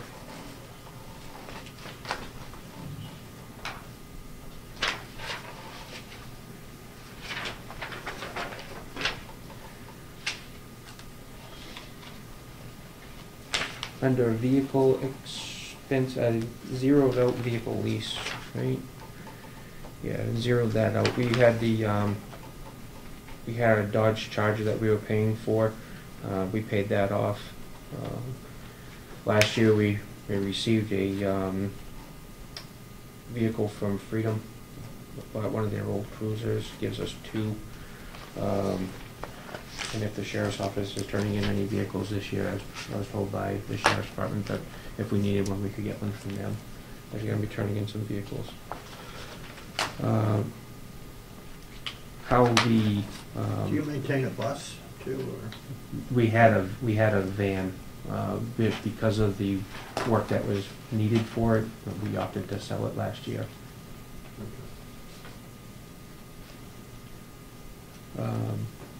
Reason for vehicles are, you're not transporting with those, are you? Yes, sir. Well, we'll do like administrative transfers if we transfer somebody to another facility. Okay. If we do doctor runs or have to go to the hospital, then we use those vehicles. We don't. The only transports that we don't do is back and forth to court.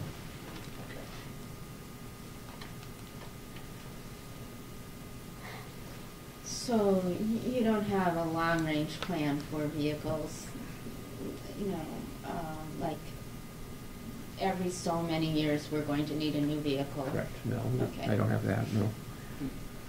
We're going to be working on the total county plan on all departments, planning ahead 5 years and then 10 years.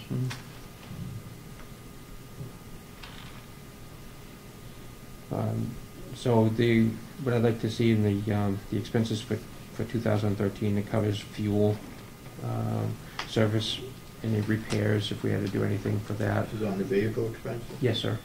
A couple of new radios with the state banks so we can communicate when we're out transporting inmates. The only car that we have now is the Charger that has a state radio bank in it, or the radio with a state bank in it. The vehicle that we got from Freedom doesn't have any radio equipment in it at all. And then window bars to protect the rear windows in the event that we have an inmate that becomes hostile and tries to kick out their rear windows. Just have to protect those. That's what's in that line. Not that I'm not a great believer in radios, but they're somewhat expensive, and it seems to me a cell phone is almost as effective and actually works. I don't know. Except for coverage. Yeah.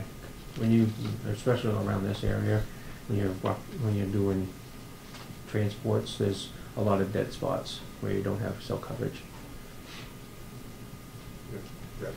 The other counties in New Hampshire, corrections takes care of all their transports. There's no use of sheriff's department in transports and using their personnel and cutting expenses on vehicles. You're considered a wholly separate entity, and sheriffs in other counties aren't used for those.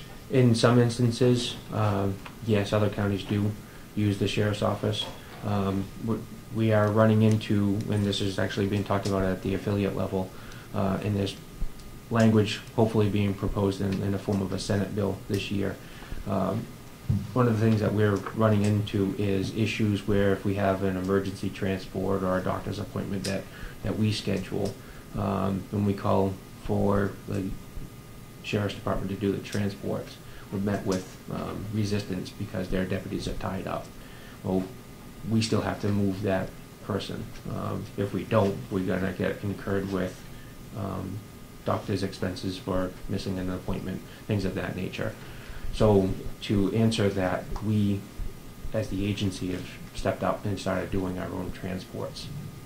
We're also recognized in statute that the only time statutorily where I have the authority to release a prisoner is to a deputy while they're in the state court system. So under statute, I have lawful custody of that individual for all transports, with the exception of while they're in the courthouse. Do you have one vehicle for your use or two vehicles? Right now we have two.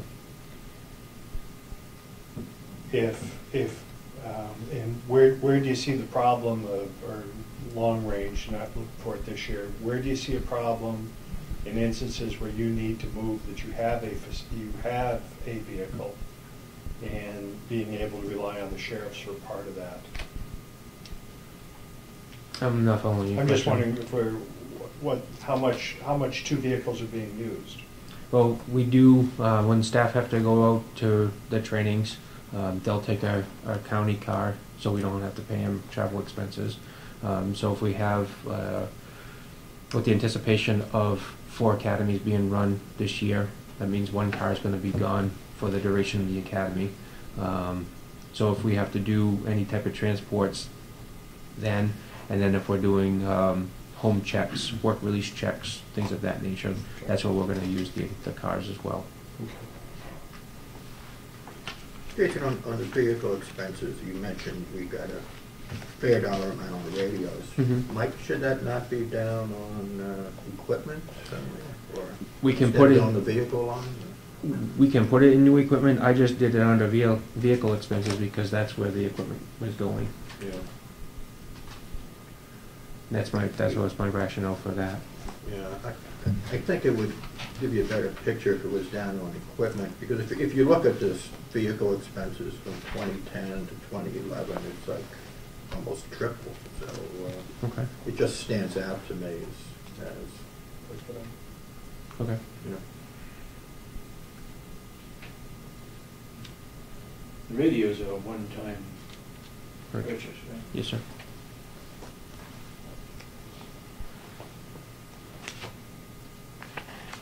Which gets back to my grant fund. Sometimes that's like it. Anyway. Under generator expense, that's a service contract for the generator. Some recommendations for repairs for this coming year that they found late last year. and then to do they describe it as a load test. They bring a tractor trailer in that's basically full of batteries, and they put the generator under a load and make it operate at its optimum performance to cook off any type of carbon buildup that has been accumulated over the years. And we haven't done that since we took occupancy of the building. So how much is that? The load test, $2,100. Jim? Jason, why has there been such an extreme increase in the cost of generator expense from 2010 to only 3 years? It's gone from $600 to $6,000.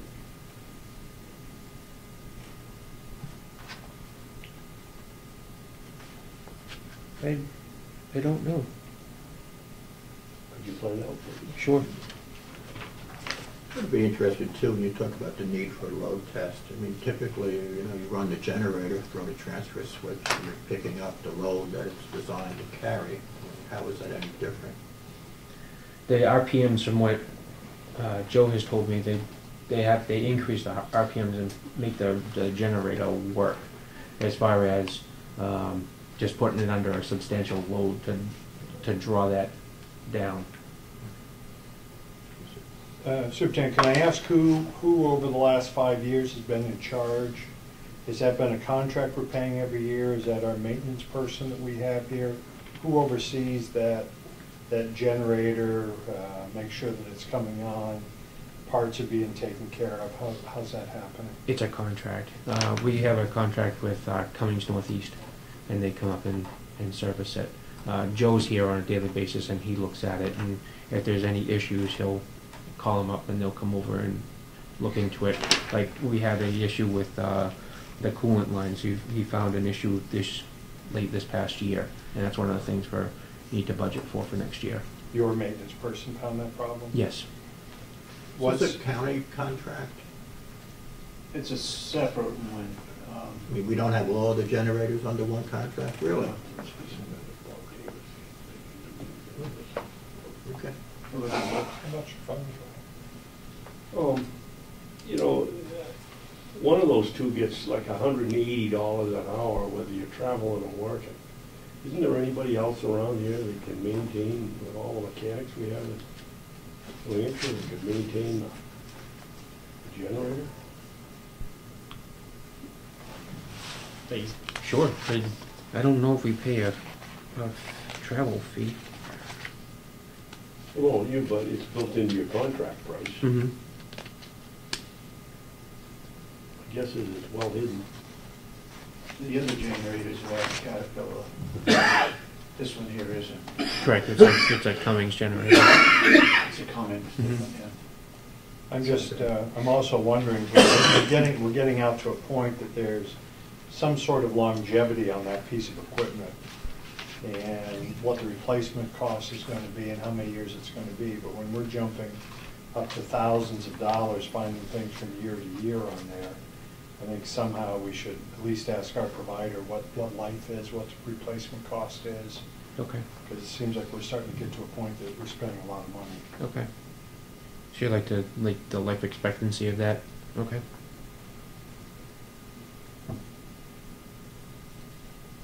Just a suggestion for you commissioners. I don't know why you don't have the nursing home generator and the other generator and this generator all under one contract. We have all of them but the jail. You don't like the jail? Well, it's a different species, I guess. I mean, that's the way it was set. Yeah, but I mean, It's a generator. so what? It's a generator. It's an engine's an engine. And, I think to these people who maintain these, they're maintaining all sorts of different brands. I mean, I would certainly look at it. Yeah, maybe. we will. Yeah. I think at the point when we have to replace it, I think we need to look at increasing the generating power so that it can run our sewer system like it was originally planned to be done. Right now, our sewer system is run off the old generator in back of the old nursing home. And that's been there for years and years and years.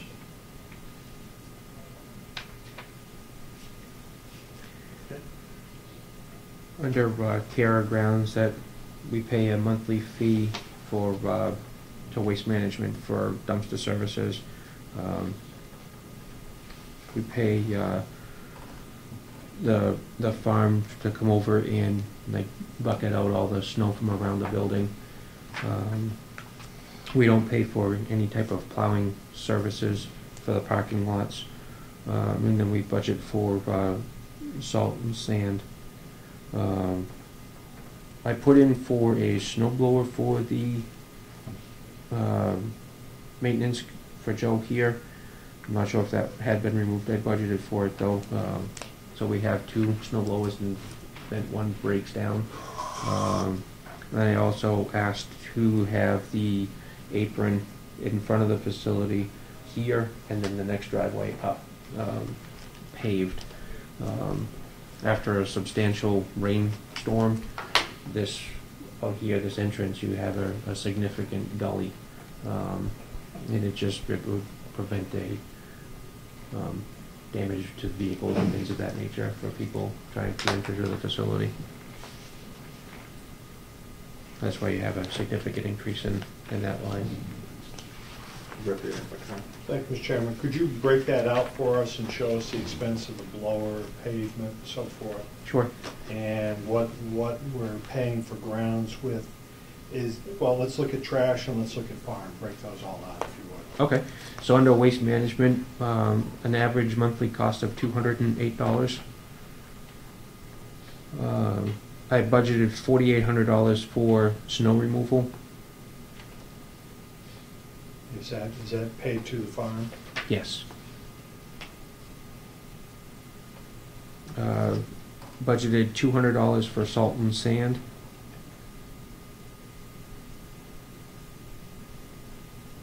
$1,000 for a snow blower. Who runs that snow blower for you? Joe? Is your maintenance person? Yes. I think if it's just a backup, we do have a backup at the nursing home, a brand new snow blower that we purchased within the year. Okay. If it's a backup. Okay.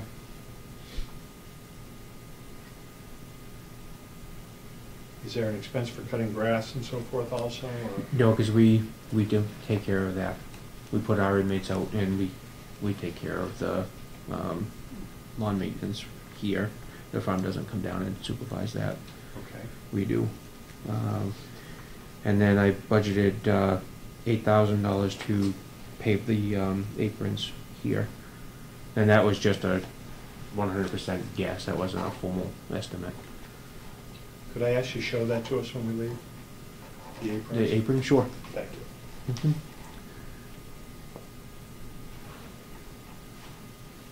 And then I have $400 for mowers and blades.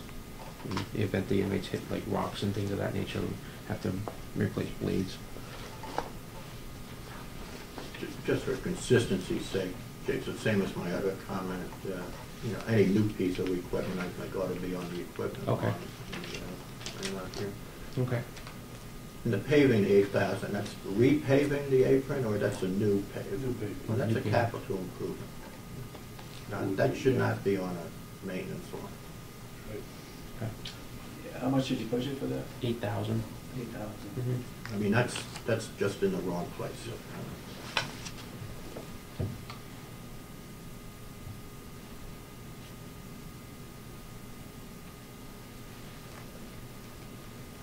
And could I ask, where is your equipment kept for snow blowers and all of that? Is Joe- that kept in the facility here? Is that over in the maintenance shed? No, it's actually in the loading dock area. We have a little metal shed, little building that Joe keeps that equipment in. Okay.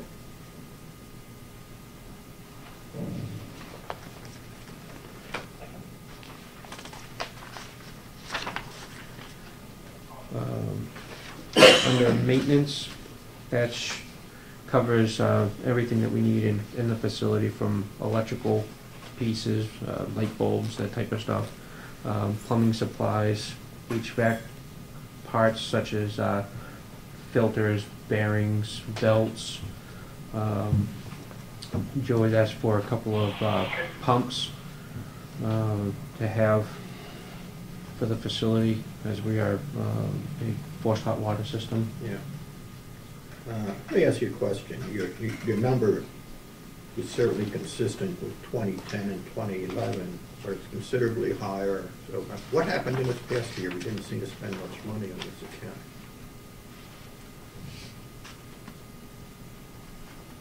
You know, unless it's back-end loaded, you know, through November, we're looking at, let us say, 25,000. You know, actual dollars spent.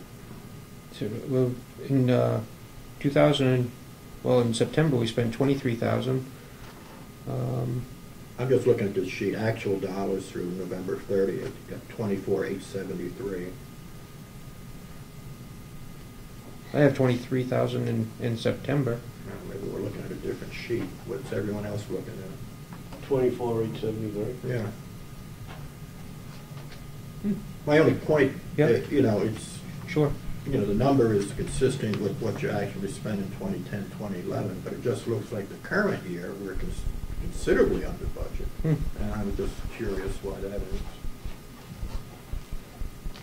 is. Which is a good thing, by the way, but just wondering what happened. I'll ask Joe if he hasn't bought anything that he projected for. Okay.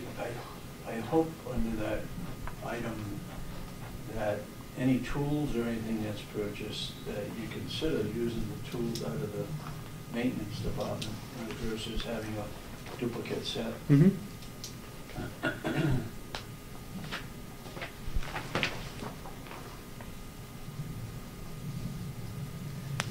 Under equipment repair,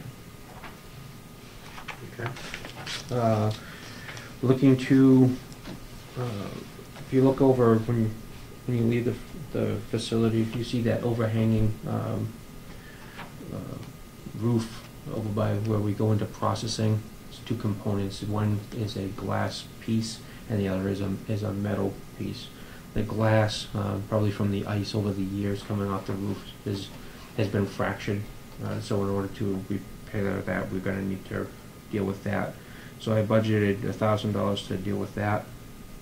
I budgeted $3,600 for the locks. Each lock for the cells and the security doors cost $900. Asked to replace, or to have in the budget to replace up to 4 of the cameras in the event we have a camera failure. The door closers, they have, they call it DPS, is a door position switch, and that tells you if the door is closed or open. Each closer is $500, and they wear out over time, compounded by the fact that sometimes you'll have an inmate that doesn't like being in the cell, and they'll repeatedly strike the door with either their hands or their feet, which will cause those switches to get bumped out. And then just from multiple doors, the door opening and closing multiple times, the closer itself wears out. So we'll need to replace those. I budgeted for 3 of those for this year. So that's how you get to the $12,500 cost.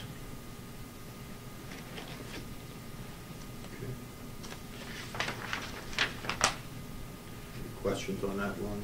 Locks and switches, those 2 components, well, how much did that work out to be? I just know in the state prison, we haven't changed locks or door closers in 100 years. And they're still operating. The locks themselves, I budgeted $3,600 for the locks, and then $1,500 for the closers. And the reason for the locks, if you just tell me that again? Sometimes we have a electrical failure. The equipment itself, the lock itself fails, so we have to ship it out to have Southern Steel work on the lock. Is there a backup system to open them? Yeah, we have a couple on the shelf that will replace it, and then when that lock's repaired, it will be sent back to us. Okay. And then the other, some of the other components of that, I forgot to mention, is that the firewall that you see protruding through the roof line, on the back side, when they built the facility, they screwed pressure-treated lumber to the roof line in order to fasten that cap, and that pressure-treated lumber is rotted away, so it needs to be repaired. Okay.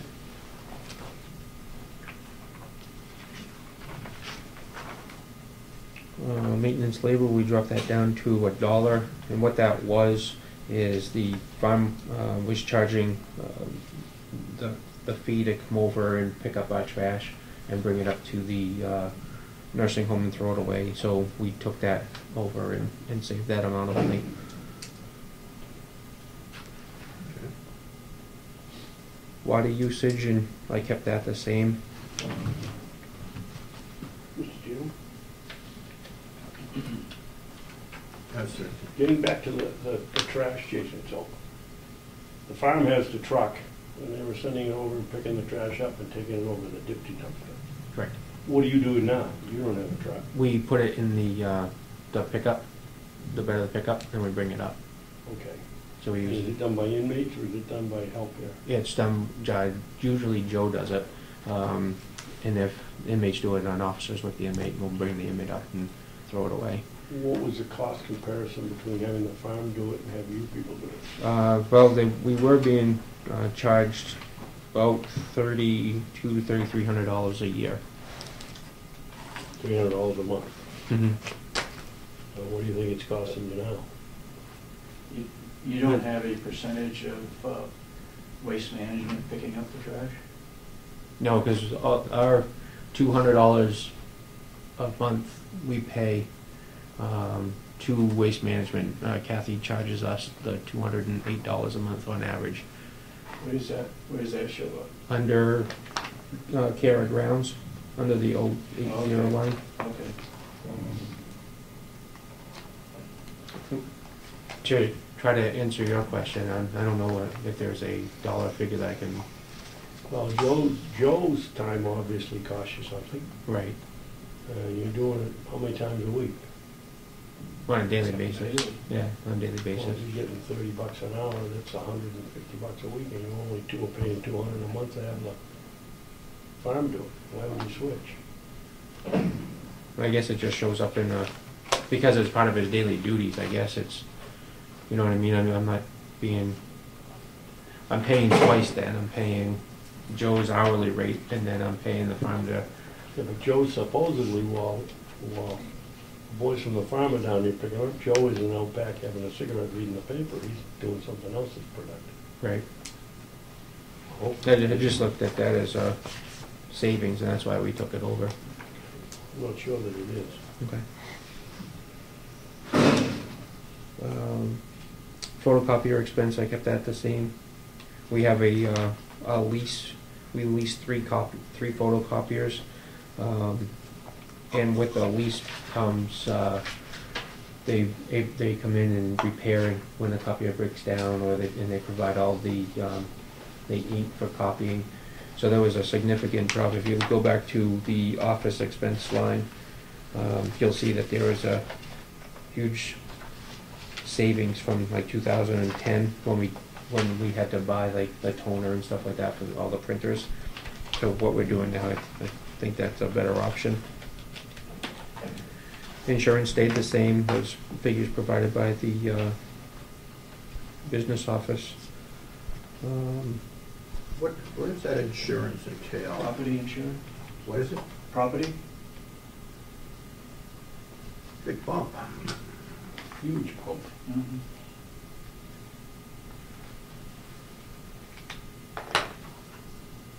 Now, you bid that out privately, or is that just state thing? How are we doing? Yeah, I think that's done through Partnex.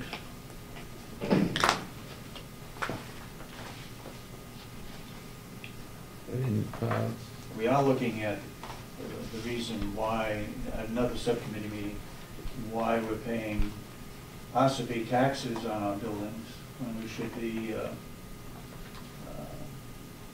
shouldn't have to be, because we're a county-type facility. So we're checking in on that too. I think that's been checked in before though, and we didn't get very far. Harry's a tough man. And there's, Commissioner Babson is concerned too, that he pays the taxes here. I thought they didn't pay enough. new equipment was dropped down to 10,000, and that, a lot of that covers the use of force training, rounds, and various types of equipment. Some storage lockers for the ammunition and weapons for the facility. That's what that covers. Mr. Chairman, would we be provided a list of that, if you would please? That we've asked for new equipment for all the departments. Please. Jim? Jason, isn't it on that green sheet that we got? And just a couple of items didn't come through when the gentleman came up and gave the talk on what you needed for equipment? It's right here. Yeah. So we have to be provided that. I don't know that you folks have, but the commissioners were.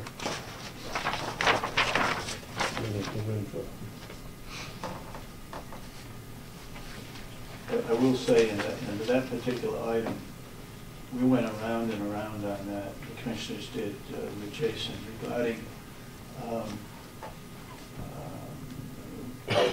guns and ammunition and training and so forth.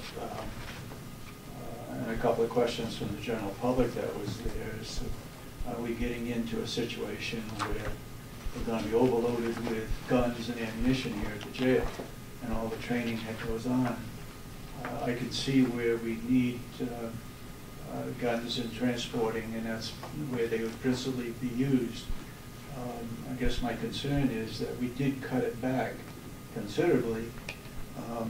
We did feel very strongly that there ought to be a safe here in the jail where correctional officers have their own personal weapon that they bring into the jail, that it be locked in a secure area.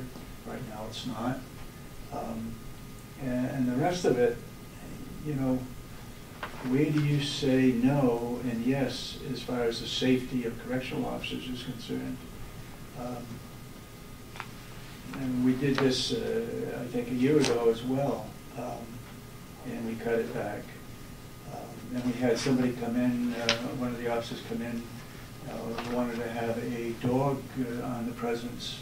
He had to sniff out drugs and so forth in the different cells, and we took that out. What we ended up doing was, I think it was $2,000 for a safe. Yes, sir. And we gave the $8,000 to Jason. He knows better than us as to what kind of training and what kind of guns and so forth is needed here. So that's where some of that breaks out. But they were in for like a $35,000 or something like that, was it? Was it that much? Pros was 27. 27,000. And we cut it back to 10. May I ask your opinion, if I could, on the use of a dog? Was that just a individual brought that forward, or did that get full thought? Was that against something you wanted to do? No, I supported it, bringing the dog in. There was one officer that asked about it, and he was tasked with doing all the research, and so he presented a 3-ring binder of information, and I supported that, so I put it in the budget. And it was shown in here as what sort of a cost? I didn't see it when I looked through here. Was he under equipment or help, or? That one was taken out. I put it in under the under. It didn't get, the two officers came in and one gave a presentation These are on. corrections officers. Yes, and they, from here, and one gave a presentation on the armory, and the other one came in and gave a presentation on the dog. I don't know why I don't have a dog one, but it was rather. The dog wasn't on there, because at the time, there was a question whether the sheriff was going to, the new sheriff was going to continue with the dogs. And he is, and so that's why we took it out. We didn't feel we needed two different dogs. The sheriff have a dog? The sheriff has a dog? Sheriff will have a dog again for 2 years, I believe. The life of the dog is 2 more years, so he said we'll go with it for 2 years and then decide later as to what. Well, if the object here is to have the dog come in and sniff out contraband, I mean, is the sheriff's dog trained to do that? I I mean, believe and so. how often would you need to do it? For that matter, Wolfboro has a canine unit. The officer that was tasked with looking into this has worked with the various dogs around the county, Freedom, Wolfboro, Ossipee, and he expressed what he wanted the dog for, and they were all supportive. You know, and they were all going to help train him. And the reason why we asked for it is because, in the event of the Hobson escape, had we had somebody on the premises at the time, Rochester came up the following day and was able to pick up on the track and track them to where he eventually left. But had he been here, we would have been able to pick up on the track immediately and continue our pursuit. So that's one of the reasons why. The other reason why is you look at people coming into the facility who are able to do perimeter checks as far as if somebody drops drugs or anything like that out and around on the perimeter. That's where they used to be handy to have on the premises. As a member of the public sitting there that day listening, as I recall, the cost of the dog as a puppy was $6,000. The training was over $10,000 for the purchase and training of the dog, and then maintenance. And I sat there with the feeling that there's got to be other agencies that can provide a dog here pretty quickly if we had to have one. Yeah, I would agree. Would you be opposed to sharing your report, have that sent along to me? On the dog? Sure. Please. Thank you. Mm-hmm. And is there any reason why we can't use the services of the sheriff's dog? Is there- No, they come in and they help all of us. But they don't have one yet. Dominic's bringing it back, isn't she? They still have the dog, the same dog. I thought the dog and the officer left. No. No? Well, Not it my wasn't in the budget understanding. before, he's trying to put it back in the budget and use it again. The Okay, dog is right. Okay, that's currently good. not being used. Right. Oh, okay. Yep. Jake, go ahead. If I could just follow up. So the recommendation by the commissioners were that they looked at your list, which was almost $30,000. They've approved under new equipment's $10,000. $10,000. Mm-hmm. They recommended they wanted to save and so forth, but their position at this point is that they're going to provide $10,000, and you're going to do with that what you think the need is. Correct. Okay. Mm-hmm. Do you have an inventory of how a lot of this is ammunition? Yes. I'm all set on that. Thank you. And last but not least, we have information technology. 17,000 of that is for the service contract. The county is in a 3-year term with Cybertron for IT services. A component of that is $17,000 for our facility. And then at John's recommendation, budget for 3 new computers for this coming year. And then we're running on 2003 or 2007 Windows. And some of the newer, like the new OMS, which is the offender management system that we have, operates at a different Windows server or Windows license. And he's asked that we upgrade to the latest version of Windows. And that's a $5,000 expense. What, What's the $5,000 expense? The 3 computers or The new the licensing. licenses for the 3 new computers? For the, or for all the for all computers? computers, yes, sir. Okay. Any other questions on IT?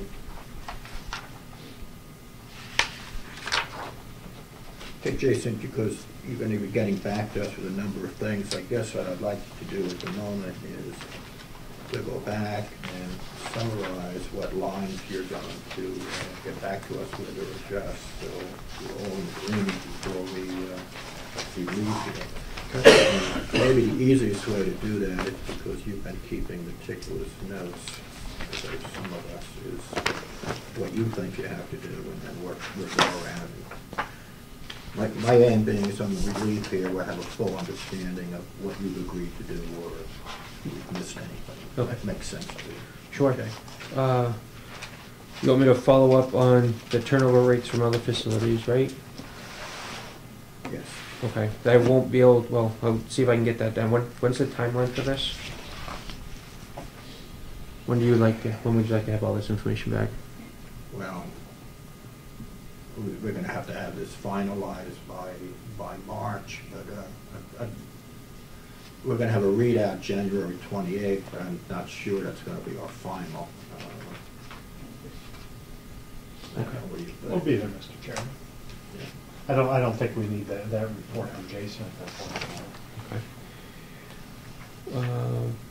We're going to increase the education and conferences by $1,950 and decrease, All right, and what line is that? that is 017. Okay, we're going to increase that by, 1950 okay, and decrease the 070 line to $2,050.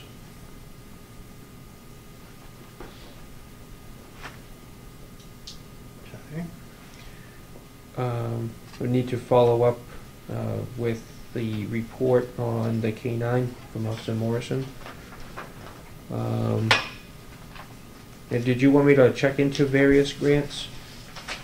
I would, if you're, if you have the ability to do that through your association, it might be worthwhile. Just seems to me that with the emphasis on what's happened recently and the mental health issues, there's some grants floating around that certainly we should look at.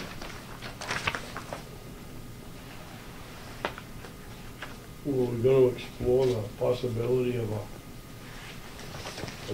different contract for the generators? I don't know, but. Commissioners will do that. Okay. You wanted an itemized list of what the correctional officer receives? Or you, Not necessarily for the 28th again, but for our list. okay. We also asked Jason, we have to go through this, I asked you to move any new equipment expenses from whatever lines, and I know we had talked maybe 2 or 3 lines, so we had spoken about moving equipment expenses out of, The various lines, yeah. yeah, do you know which ones we have? Vehicle expenses, Radio. yeah. Radios. Okay, one at a time. Vehicle expenses were on line what? 073? 078?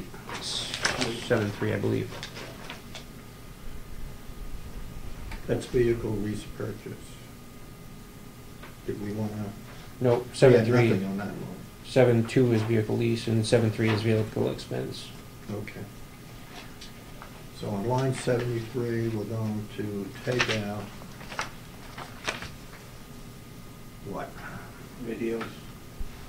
So you're gonna drop, I want to say it was 6,000.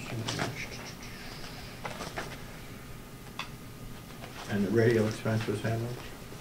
$6,500, 6,510. Okay. And then under Kara grounds, you're gonna move $1,000 out of that to new equipment. So that was, Line 080. $1,000. And that $1,000 was for what? Snow blower?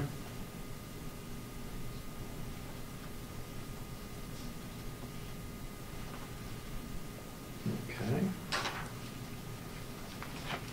And then you wanted to move $8,000 from 080 to capital expense. That was for the apron paving.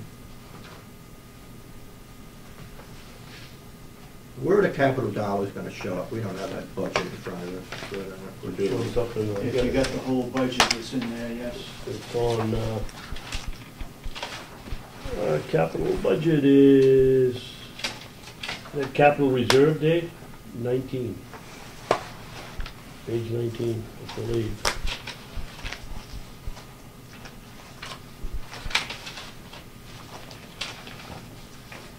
And because it's such a different category, then Yeah, we page need you 20. commissioners to tell us whether you're happy with an additional $8,000 in capital reserve. We already have 40,000 in there for the jail. And that's Yeah. the cameras.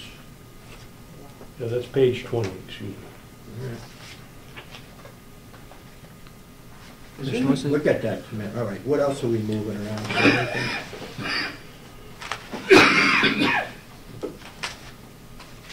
I don't remember any other moving in. Sure, it was just the equipment and then the paving. And the radios. That's right. What line did we have the radios on? That was on the cars? Yeah, so 7.3. Pick up the radios for $6,500. Okay. Let me ask my fellow representatives here, anything else come to mind? We were- The cost of the batteries program that you were talking about. Okay.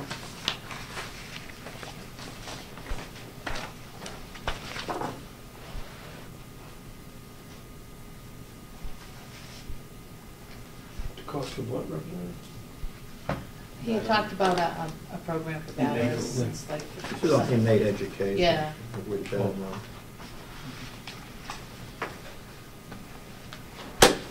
So let's look at the capital side for a second here.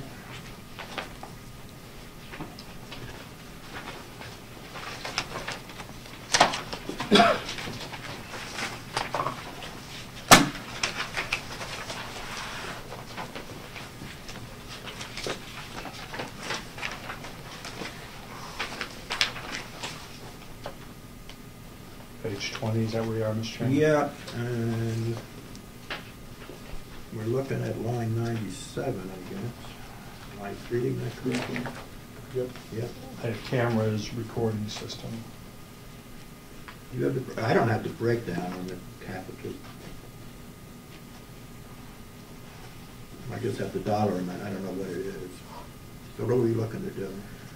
Upgrade the cameras and the recording system. I'd like to. Before we get there, so we're looking at $40,000 on that line, Correct. and potentially it could be an additional $8,000 for the payment. Okay, Is so, that oh, that's 40. All Jason? What? Is that 40 all Jason? Yeah. I'm sorry, Superintendent, but on the $40,000, we're looking to purchase, 5 new, they call them TPZ cameras, and what that is a camera that is able to be controlled and move around the day room.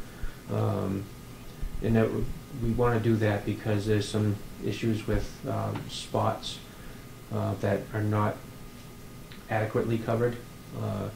And in the event of an inmate assault, an inmate on inmate fight, we would be able to provide the investigating agency, be it the sheriff's office, state police, county attorney, whoever the investigating and prosecuting agency would be, a better quality video coverage of that incident. There's been a couple of different occasions here where it's been hard to identify the individuals involved. And aside from the reports from the staff on scene, having a video evidence is, better. So that's one of the things. The other thing is that the recording system upstairs. okay, but before you just sorry to interrupt you again. So the cost of the 5 cameras that you just described would be what of the 40? I believe they're about $3,000 a camera, so about 15,000 for the cameras. Mhm. Okay. Okay. And then the balance of that is the recording capacity upstairs, the DVRs, the storage capability. Right now, we only have the ability to store every 4 days, and then the program rewrites itself because of the memory. If we went with a better system, then we would be able to keep incidents for a far longer period of time. If something comes up and we have to go back, we'd be able to go back farther than 4 days. okay. And this is recording of the cameras, so whatever they see, you're backing them up. And okay. And the new equipment would back it up for how long? We're looking at least a 30 to 60 day time frame, because we're looking at a much larger storage capacity. Okay. And just before I get to just one more question, now the cost for the recorders, and what is that? I guess that's plural, so how many are you looking for? Right now we would be replacing 2. And the price of that? I have to go back to our vendor and get that price.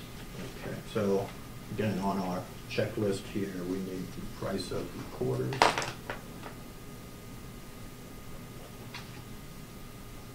Okay. Commissioner, let me get, Thank you. and I'll get right back to you. Jason, just out of curiosity, was the fact that we only have enough for, did you say 2 days now? 4. 4? Mm-hmm. Was the technology to do it for a month available then, and was this just another case where we shortcutted the system to keep the cost of the jail down? Was 30 days available back then? Yes. Yeah. Thank you. I mean, the reason why, it's all it has to do with the number of frames per second that records at, and the system that we have, we can expand our memory, but it's only going to, yeah. We had an incident where an officer was on one side of the day room, and then the very next picture, the officer was in the cell, and he spanned some 40 feet before it took its next picture. So there's a lot of video that you lose. So we really tightened that down to, which made the days shorten up to 4. But also, a number of years ago, the amount of money that it would have cost to provide that storage would have been a huge number compared to what it is today. That extra storage memory today is pennies compared to what it would have been, dollars, in years past to start out with. So part of that, I'm sure, was a balancing act. When you're buying cameras, and I'm sorry to jump ahead of your question, when you're buying cameras and you're saying there's somewhere in the neighborhood of, was it, we propose, what are they, $5,000 a piece? 3,000. I'm right around Okay. 3,000. So $3,000 a piece. Do those interface with our equipment we have, other than a joystick to move things around? Will those plug into our system and everything follows through? We already have the joystick because we have 4 TPZs, so we already have the joystick to control those, and yes, they will blend with our system. Thank you. Mm-hmm. Yeah, I have a question about cameras. You just mentioned that you can go 4 days back only. Yes, so ma'am. you want to have something that you can go further back. Correct. But if an incident happened, if you save it, it is there.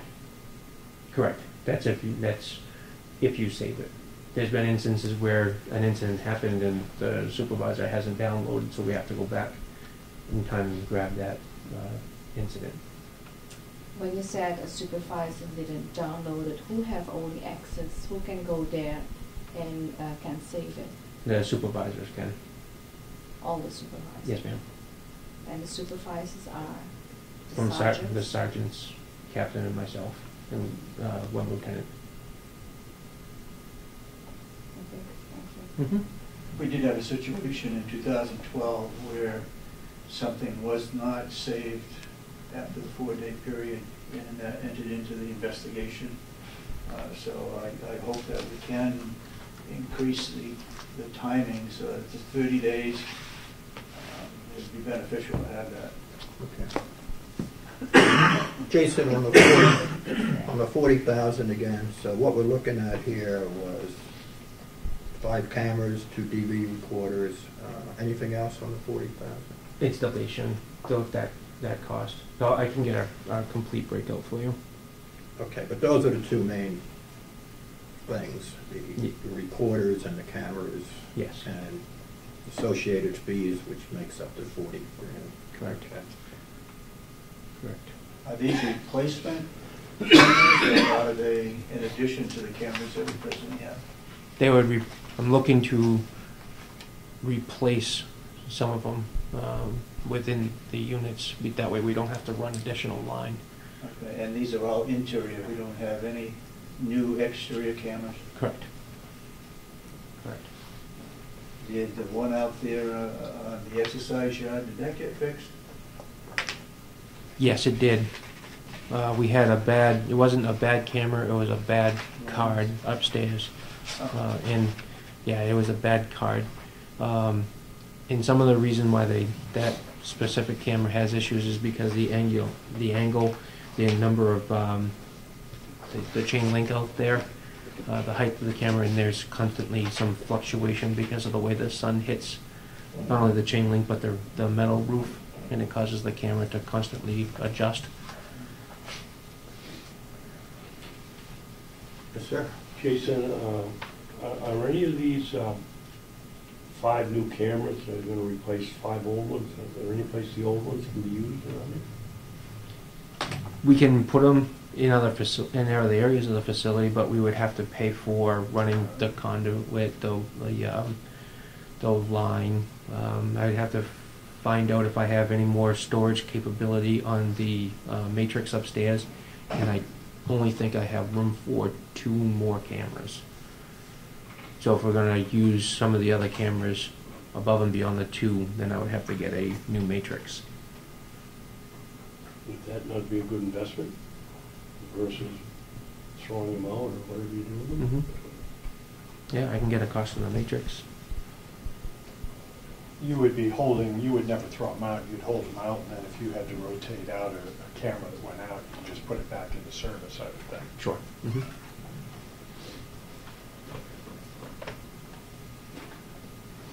Okay, what I would suggest, I will write up the results of today's meeting in my own inimitable fashion, and hopefully I will capture everything, which I will get out to the members of the committee, and I'll get off to the county. Unless I have an objection, I think it might be a little premature to actually adjust any of these lines today. I don't know how anyone feels about that. What I would propose is that when we get the additional information, I'd like to establish, I think Monday, February 3rd is a Monday, I think. Anybody got a calendar?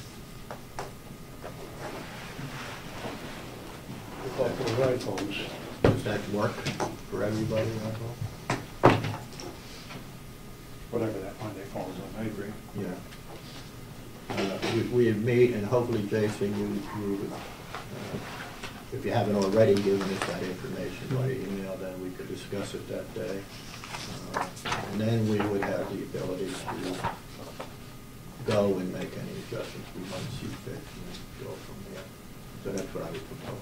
Excuse me, it says February 2nd? It would be the Monday. Is it the 3rd or the 2nd? It's a Sunday. So Monday is the Then 4th. the Monday would be the 4th. It would be the 4th. Yes, sir. Mr. Chairman, could I, and perhaps you covered this in the first couple minutes, could I ask, is there I hate to use the man's first name on this, but Joe has over the years, or that position has saved us a considerable amount of money with maintaining belts and everything else that needs to be done in here. Mm-hmm. Is there a job description for that position? You want to jump? Sure. Please. What's Joe's title, by the way? He's maintenance? or- Maintenance. Maintenance director. Maintenance director. Mm-hmm.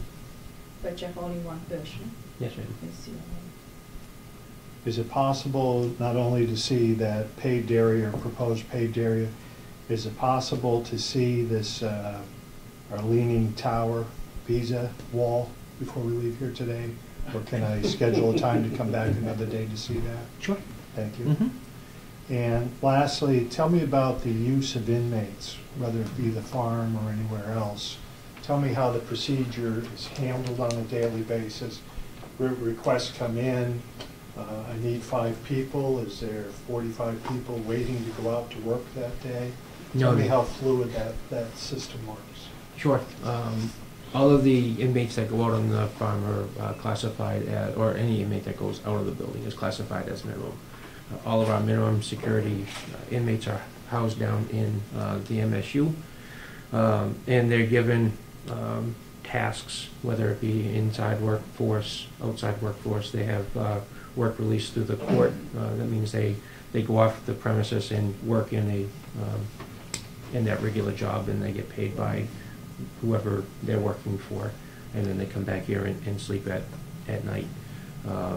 In the event for the farm, they call up and they say we need a number of inmates, and then they come down and sign for those inmates. We get them from MSU, bring them into processing, and then the farm takes custody of them, and they go out and do whatever their workload is for the day.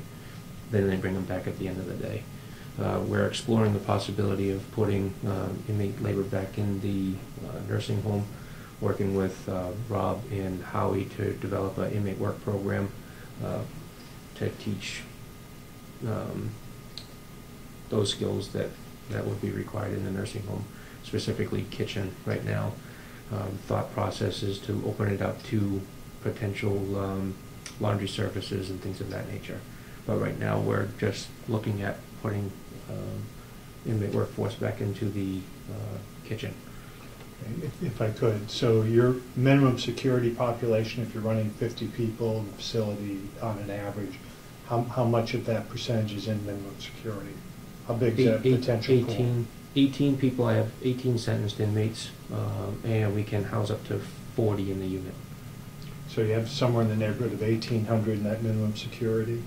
18, yes. Okay. Of those 18, how many are going out on a regular basis of the 18, whether it be to work on the farm or to work somewhere else? Averaging around 4 or 5 a day. Is that workforce a little dependent on what the weather is outside there that day? It's cold, it's raining, or do you typically see 4 to 5 one out of that 18 every day? It's typically about 4 to 5, roughly. Mark is just concerned with the ones that go outside, but you have 3 or 4 working inside here. Right. Also. Yeah. Has there been an expression that more of those people want to go out on a regular basis, or is that kind of where we're at? I'm just wondering if I'm picking blueberries today, or if I'm doing firewood, or if I'm cutting lawns, if that depends. Doesn't seem to be a very high population that wants to go to work. Right. Yep. There's a lot of people in there that get somewhat resistive as far as going out and working, but typically the farm has only been requesting on average 4 to 5 inmates a day. I don't know what they have going on out there. I know that they try to get, right now they're working on their firewood because they don't, or snow shoveling in that event, but I'm not sure what else they have going on outside that they need more people. Okay, so there doesn't seem to be a pent-up demand inside here wanting to go outside to work. Right. Thank you. I think another question along those same lines is how many are able to go out? Some of them can't lift, or somebody's got a bad back. How many of those are in that 18 category? I don't think a whole lot of medical restrictions right now. Okay. There has been times, There you're has right. been. There has been times, Commissioner, you're right, that there's been people that have been isolated because of medical restrictions. And there have been times when you haven't had enough in that area to actually distribute the food in the kitchen area, where you've had to have correctional officers on the line doing some of that. Mm-hmm. So it varies back and forth as to how many's available. Right. But I would just say that the available pool is typically larger than wants to go to work. Yeah. Yes. Do they get time off, or, well, let's say the request is for more inmates and they don't want to go out? Do they use up their good time? Then we have the ability to use that type of means to try to get them to go out. We have, because inmates are sentenced for a period of time, and out of that comes earned time. So say you're sentenced to 12 months. You get a 30-year time off, so you'll be released in 8. But if you don't want to do anything, you don't want to follow the rules, then we can pull that earned time and you can stay the full year. If they don't want to take advantage of any of the classes and so forth? Right. You can take their full time? Right. Mm-hmm. Jason, for, oh, sorry. Go ahead. I'm sorry, has that been a practice that we've pulled it in the past? For serious violations, yes, sir. So, and is that working in a negative way or a positive way? In other words, are they losing a privilege or are they earning a privilege? Under earned time, they're earning the ability to get released. Okay. Yeah. Do we have time for a couple of general questions? Of course. Okay. The budget that you presented pretty much sounds like pretty much things are as they've always been type budget. Mm-hmm. If you had a whole lot of extra funds or resources to deal with, what would you envision taking us to a whole better level of services? I'd like to see. I would like to see more inmate programming, expand pretrial with and sentenced. Right now, in order to keep the budget somewhat cost protected, we try to isolate to just more services for sentenced offenders as opposed to pretrial. Training for staff, the right number of staffing. Sound perimeter security. I'd like to expand and do more community work programs. That's what I'd like to do. But I can't do that if I don't have the number of sentenced individuals. Those are the types of things that I'd like to see. Okay. And may I ask a couple more questions? A little bit of knowledge, it's a little dangerous, but I've been looking at some of the websites of the other counties' correctional programs, and I noticed some diversion programs that UNH has evaluated that are showing better recidivism rates among graduates. Or do you think some of those diversion programs might be appropriate for us if and when we decided we wanted to invest a little bit more money? Sure. And one of the things that Judge Horan has said is that if he has a number of programs that he can use, he would be more than inclined to use those types of programs. I believe, if I'm not speaking out of turn, that Tri-County CAP diversion program is kind of on the fence of being lost, or it has been lost. So that's a diversion program that's been shut down. Mm-hmm. Yeah. One more? And that is, do you have an opportunity on a fairly regular basis to sit down with the other department heads here in the county and just kind of have a relaxed meeting about what your goals are, what your challenges are, how you can work together? I'm thinking particularly the Sheriff's Department and the County Attorney's Department, or is that pretty much just if you happen to run into each other? Yeah, we just do a more infrequent, we have no formalized meetings, but that's something that would be worth exploring. I think it would be Sure. an excellent idea. Thank you. Just got my, Jason, do you have a direct email address here? Yes, sir. What It's J. I'll just give you a business card that has all that information on it. Great. Okay. Okay, so just to sum up, I'll summarize what I think we've agreed to here. Jason, would this conference room be available on February 4th again? Okay. Yes, sir. We'll go there. Commissioner Babson, might I ask you, if you're going back across the street today, to drop this off and to let the girl know we have a meeting scheduled for February 4th? We'll do that. Would that be, excuse me, would that meeting be at 9? That would begin at 9. And when will that be? 8:30 from McConkey. We're starting. Mark's not saying a word. 9 a.m. start would be Speak to my great. mother, I care for her, get her We're up. we're scheduled from 9 to noon again. Before I close, I'd like to thank everyone for their participation. It's really nice to have a meeting where there's no yelling or screaming, and a nice conversation, and I certainly appreciate it. And I appreciate all your efforts today. Thank you, sir. And look forward to it. So, without objection, move to adjourn? Yep, Just the location of the meeting on the 4th? be right here. Okay. Yep. At the adjournment of this meeting, what Jason was going to do is going to show us the camera room, and then still okay, you're going to put this equipment. Okay. Did you want one of these for your meeting? Is a better recidivism rate and come back more often? Wait a minute, excuse me, I didn't hear you. I said, is a better recidivism rate that come back more often? Or did you mean a lower recidivism? I meant better, and whichever way you want to interpret that is fine with me. Could you give this to Commissioner Babson?